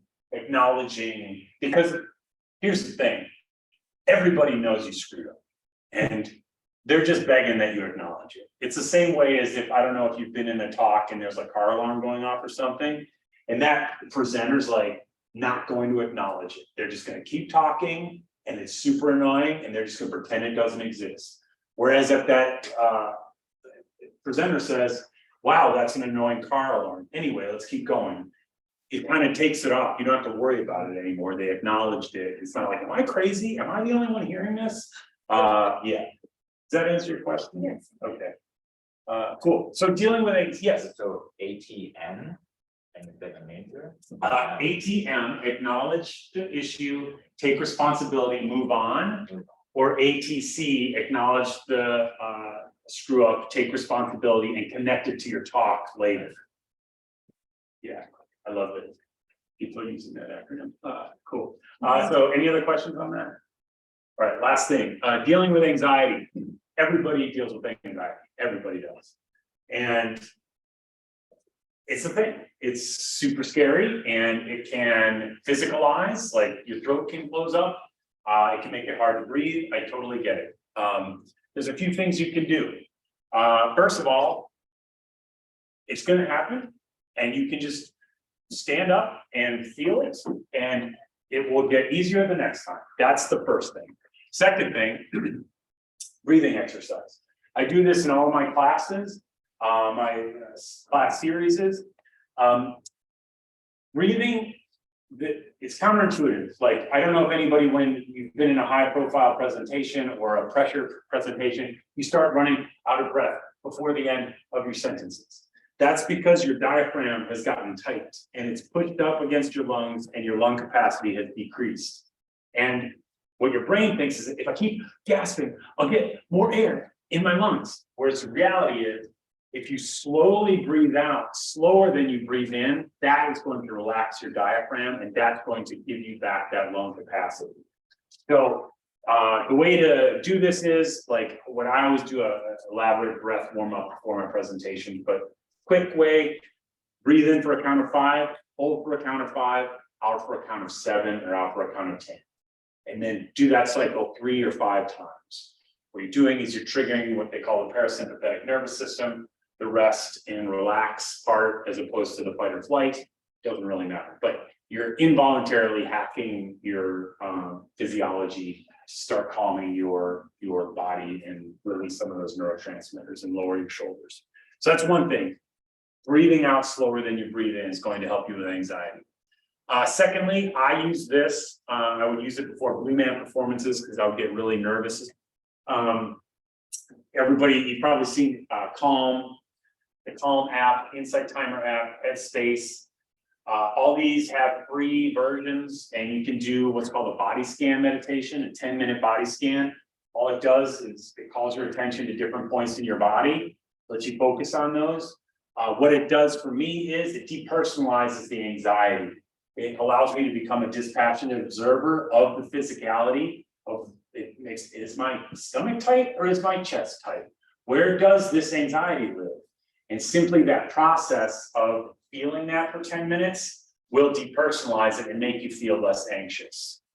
And going along with that, body visualization, like you can sit down and try, just like I said, where does this anxiety lie? And this gets a little woo-woo. Is it a circle? Is it a sphere? Is it a square? Is it hard? Is it soft? You're kind of using your imagination, but what you're doing is you're depersonalizing it. You're becoming a dispassionate observer of your anxiety. That's kind of what, it's mindfulness. It's what meditation does too. And lastly, this is the one that works for me the best, and this is what I recommend for you folks. Brene Brown talks about in her book, Dare to Lead, she talked about something called stealth intention. And that's kind of a subconscious belief in you when you're stepping up to present of wanting validation from your audience. I hope they like me. I hope they like this. Like, I hope they nod a lot. I hope they laugh at my jokes. That's why I'm here, to make them like me. And that may be subconscious, but it's a real thing and it can trip you up. Consciously shifting that focus to, I have information that can be of service to this specific audience. I'm just a channel. I have nothing to do with this equation. I'm just here to facilitate getting this information to people. It takes the pressure off you and it makes it more about how can I more clearly be a medium for this information that these people really want. And if they don't want it and they communicate it, that's actually fine, because I'm just here to communicate this to be of service. It takes yourself out of the equation. I find that to be the most helpful, like shifting, they call it a service mindset, shifting to a service mindset. Yes. There's two things that Dale Carnegie recommends doing as well. One is just simply think of everybody in the audience sitting there in pink underwear. Yeah. And the other one basically is just simply realize that you're exactly equal to every other person in the audience. And it doesn't make any difference if I'm talking to one person or I'm talking to 1,000. You really are doing the same thing. Mm-hmm. Absolutely. Yeah, that's great. Don't forget that. It helps a lot. I think remembering that I'm equal to everyone in the audience, that's when I do those prompting gestures and people nod back at me, it reminds me of that. Oh, they're just like me. Like it's not just for engagement, it's also to make me feel more comfortable and me to remember, just like you said, oh, it's just all humans in here. We're all trying to get along and get through life. That's awesome. You might see the president of the United States standing in the next urinal. Oh, right. We all put our pants on the same way. That's right. That's right. I do have a question, and this is more for, I'm pretty sure you have colleagues in the past where, you know, obviously their first language was not English, they have an accent. From their experience and from your experience, how can a person overcome that? Because what you're talking about is believing on you, believing that you're gonna present well and all that, but you know, well, I guess it's easy to say for someone, I guess, who English is the first language, right? But for a person who has an accent, you know, what will be your advice? Yeah, great question. I deal with non-native speakers most of the time at Google.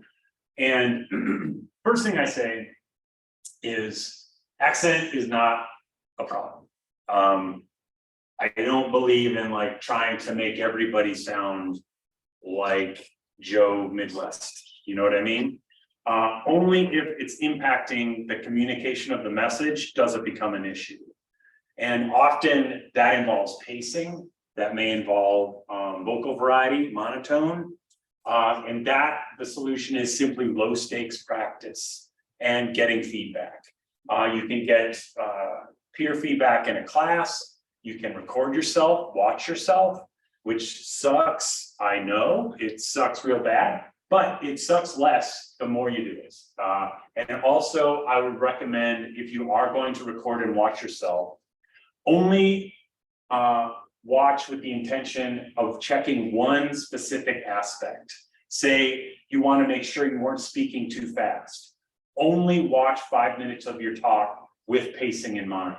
Because if you sit there and watch and write down all the things you don't think you're doing well, you'll never watch yourself again. So only watch with the intent of checking one thing at a time. But to answer your question, low stakes, nothing beats low stakes practice, which join Toastmasters, there's like hundreds of Toastmasters chapters around here. Speak at Pacific Hackers Association. Oh my gosh, like Zach did, get yourself just like, you learn some new thing, explain it to us. Like get a 5-10 minute thing, just explain it to us. Who cares? Like, who cares? Record it, watch yourself, or get feedback from somebody. That's a great way, because the more you do it, if you have a spiritual community, a yoga community, something like that, a church, see if you can speak for 5 minutes on something. These are great ways to get practice. But if it's happened, you suddenly remember something very funny, or something happened, nobody see it, but you know maybe something, and you want to just to laugh, and how you hold yourself. Because it will affect, even if you hold, it will still affect your mimic. Yeah, everybody's gonna know that you're laughing. So I think it's important to. No, they go. Yeah, just say what it is. We should talk about that. I mean, that happens to me a lot in trade shows where something happens behind the audience. And a lot of times it's something super inappropriate, like I can't mention it, like, but I'll have to be like, oh, something really crazy just happened. Pardon me for a second. Let's get back to the presentation. Because you are in control of that message, but you also are always communicating and your audience sees what's going on. And you never want to be manipulating or not telling the truth to your audience, but you can acknowledge something, but control the level of detail you go into. But the audience already stopped laughing, but she's still going. Oh, well, you can. Any breath practice, any exercise. How to stop laughing. Honestly, that thing of breathing out slower than you breathe in, that kind of solves all those problems, like executive presence, all that stuff. Any other thoughts on this? Yeah, I think that has happened, and just breathe and go back to focus on. And keep laughing. Yeah, like try to keep it like just smile, but don't laugh, I guess. I mean, you know yourself better than anybody else. So how do you control that? Like actually try one thing that has helped. I mean, breathing and practicing, I guess, try good practices, watch comedy, right? And try to laugh and then try to stop, like, you know, that's a good exercise. No, actually, I tried that because I used to laugh a lot, like, type of thing. And then. Now he just cries. Yes, moving on. There you go. So that worked for me. But breathing, definitely breathing, that helped a lot.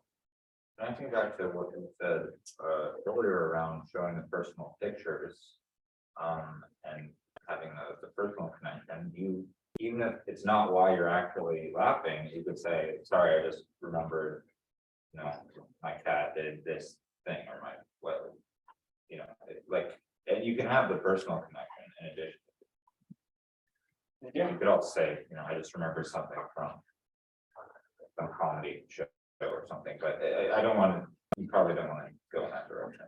Well, I mean, I think giggles, getting the giggles in general is, there's anxiety underneath that somewhere. There's some reason why you're susceptible to getting the laughies or giggles or not being able to stop talking or stop laughing. So I think. What's that? Like now? Now just breathe. Or yeah, don't be high when you deliver your technical talk. Maybe that's your, no, I'm just kidding. But yeah, unless it is at a weed show, which I did try and get presenting at a marijuana. Know your audience. Yeah, know your audience. Yeah, know your audience. Because they can do it. You realize they're smoking. Yeah. Any other thoughts? Any other thoughts on this? Just generally with anxiety or overwhelming emotion generally, I know that they say TIP or TIPP, temperature, intense exercise, paced breathing, and progressive muscle relaxation. Where it's the same sort of thing as the body scan meditation, but instead of just like what is like what I feel in my feet, you just like tense the muscles in a certain area for 5 seconds, and then you let go, and then you basically just progressively go up your body doing that. I love that. I've used that. I didn't know what the term was. That's awesome. Yeah, cool. Thank you. Yes. If you gotta speak a lot and you have that anxiety coming up all the time, there's, I can't think of the name, but there's several ways of doing it. There was a class that I took years ago that actually taught the whole thing, but basically you can be hypnotized, ask a therapist to hypnotize you to a certain way of holding your hand. And when you will relax completely when you do that. And after I had that class, it literally saved my life because I got caught in a fire with a fire extinguisher inside of a van with the gas fire. And I got the fire out, but in the process, I inhaled too much of the fire, powder, and I was literally choking to death with lack of air. Wow. But I just did that to the symbol that I learned, and it calmed me down so much that I was able to finally, my body process through it in a matter of minutes. It's amazing. Yeah. And, Cool. and you might not want to do that if you're only doing one talk, but if you have a continuous problem like that. That's awesome. What a great story. Yeah, I've heard that called anchoring, like associating a physical feeling. That's very Yeah, simple. yeah. That's awesome. Cool. Yes, we did focus shift. Another thing too is that if you notice, I don't know why ministers in particular, but anytime when a speaker's talking and they're at a lectern and you simply step back and look down, you're taking yourself away from the audience, and that gives you a moment to literally breathe. Yeah. What the hell? Yeah, no, I get it. Yeah, totally. And it looks probably looks really powerful. Like any kind of pause can be extremely powerful, especially if it is strategically placed. That's awesome. Cool. So awesome. Let's quickly go over what we talked about. We went over those 3 questions to ask about your audience before you start designing your talk. Oops. We talked about titles, presentation structure, how to structure from the top down. We touched on storytelling and humor. We went into some engagement techniques. We did a little bit of data viz, and then talked about rehearsal and nervousness best practices. So yeah, thank you so much, y'all. I really would love to get your feedback. So if y'all could just take a moment and jot down primarily what else you wanted. Is there some other things that you wanted in this talk? That would be super helpful. I'll give you just like 60 seconds to jot that down. That'd be super helpful for me. Does anyone have a pen? Let me find it. Yes. Okay.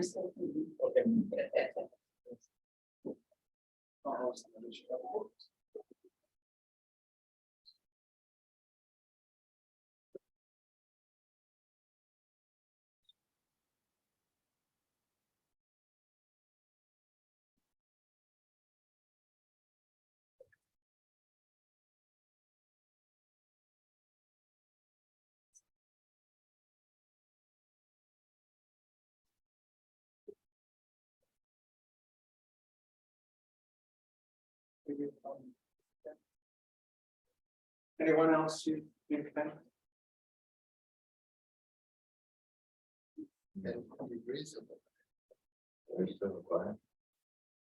All right. You can keep writing if you want, but I'll just start to wrap it up. So I deliver expanded versions, custom training like this for corporate teams.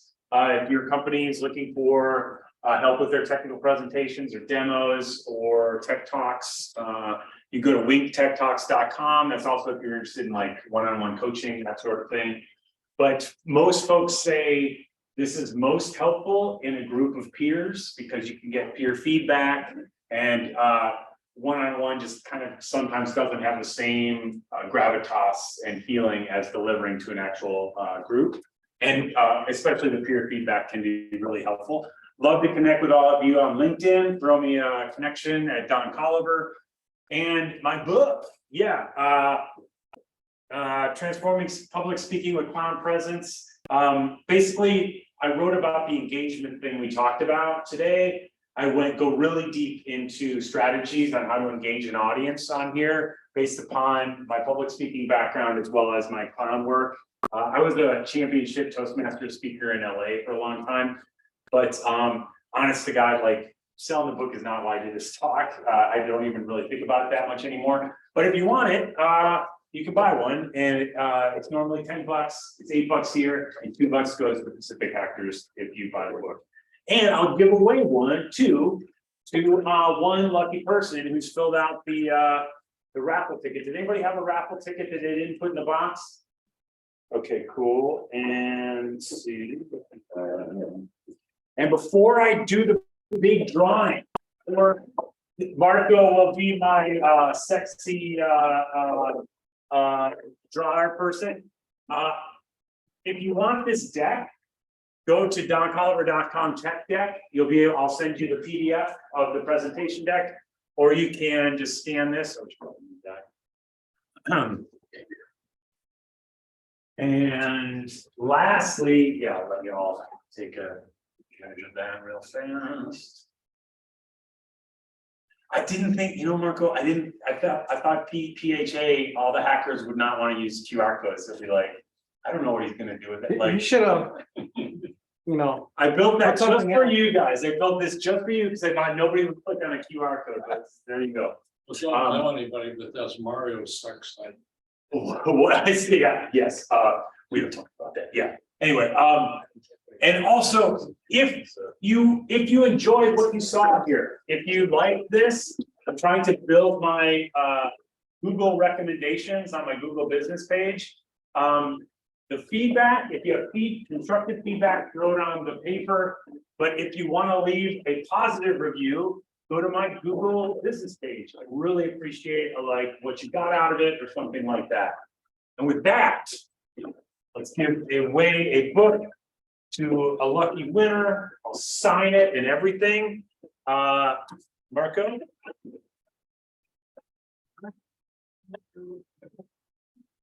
I feel like I'm at a trade show right now. Anne, is Anne still here?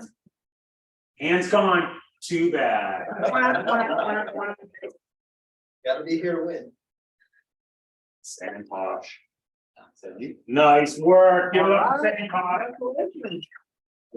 That's not in a sec. Cool. Yeah, that's it. I'll hand it back to Marco. No, well, again, thank you guys for coming. Again, for the new people, we are here every month. Again, if you're interested in learning cybersecurity, you don't need to be an expert. Just like Zach today, he's been in the industry for a while, but he gave something very basic. How many people knew about the MITRE ATT&CK framework? Not many people, right? Even though we should, that's the most common tool nowadays, but still many people in this industry don't know about it. So he didn't share like how to go in depth, like how to use it or anything like that. But it was just the basic, what it is, how could you potentially use it. We can potentially use that same talk and make it a workshop, right? But again, the whole point here is making you succeed by presenting and giving you that chance, right? So for the new people, keep it going. If you have a talk that you would like to give, we already have the set for the future, but I can switch you in. Or we have the RSA thing coming up in April. We have our Pacific Hackers Conference in November again. So the sooner the better. And yeah, we want to see you back and hopefully you can make it to the future meetups. And that's it. Thank you. What's Thank you what's the again. topic next? Topic next one, ChatGPT. You're interesting, like I build my resume using ChatGPT and it's the best resume I ever seen. Really? Yes. That ChatGPT resume got me 2 interviews Wow. and make it all the way to the end. And didn't want to say it online, but still in process. So, It's also right reviews. and it also write reviews and it also creates malware and it also creates things. So anyways, I'm still deciding. The problem is that the person who is going to give a talk or is going to give a talk per his employer cannot give the talk, right? So we're trying to see if someone else can cover the same topics and Can't chat GPT give the talk? yeah. So but with that being said, we're still going to go for it. So yeah. So if you are interested in learning about ChatGPT, especially for security, like how you can create malware, how you can create or help succeeding tools, stuff like that. It's awesome. So yeah. I'd just like to say, in terms of ChatGPT, I was using it during Zach's talk. I asked ChatGPT, explain this to me with bullet points as if I'm a 10-year-old. And it would give me exactly what you're talking about, but just so, not necessarily dumb it down, but just make it so I could easily, like if someone were to ask me, I'd have to explain to my daughter. I could actually explain it and it can actually do that. It's a good idea. So it's a good tool to use. I'll definitely be at that talk. Yeah. And just to kind of get a better understanding. Yep. So again, March 25th, so a month from now. So Saturday, same time. And yeah, so thank you again for coming and we'll see you soon. Thank you. Thanks, everybody. Super fun.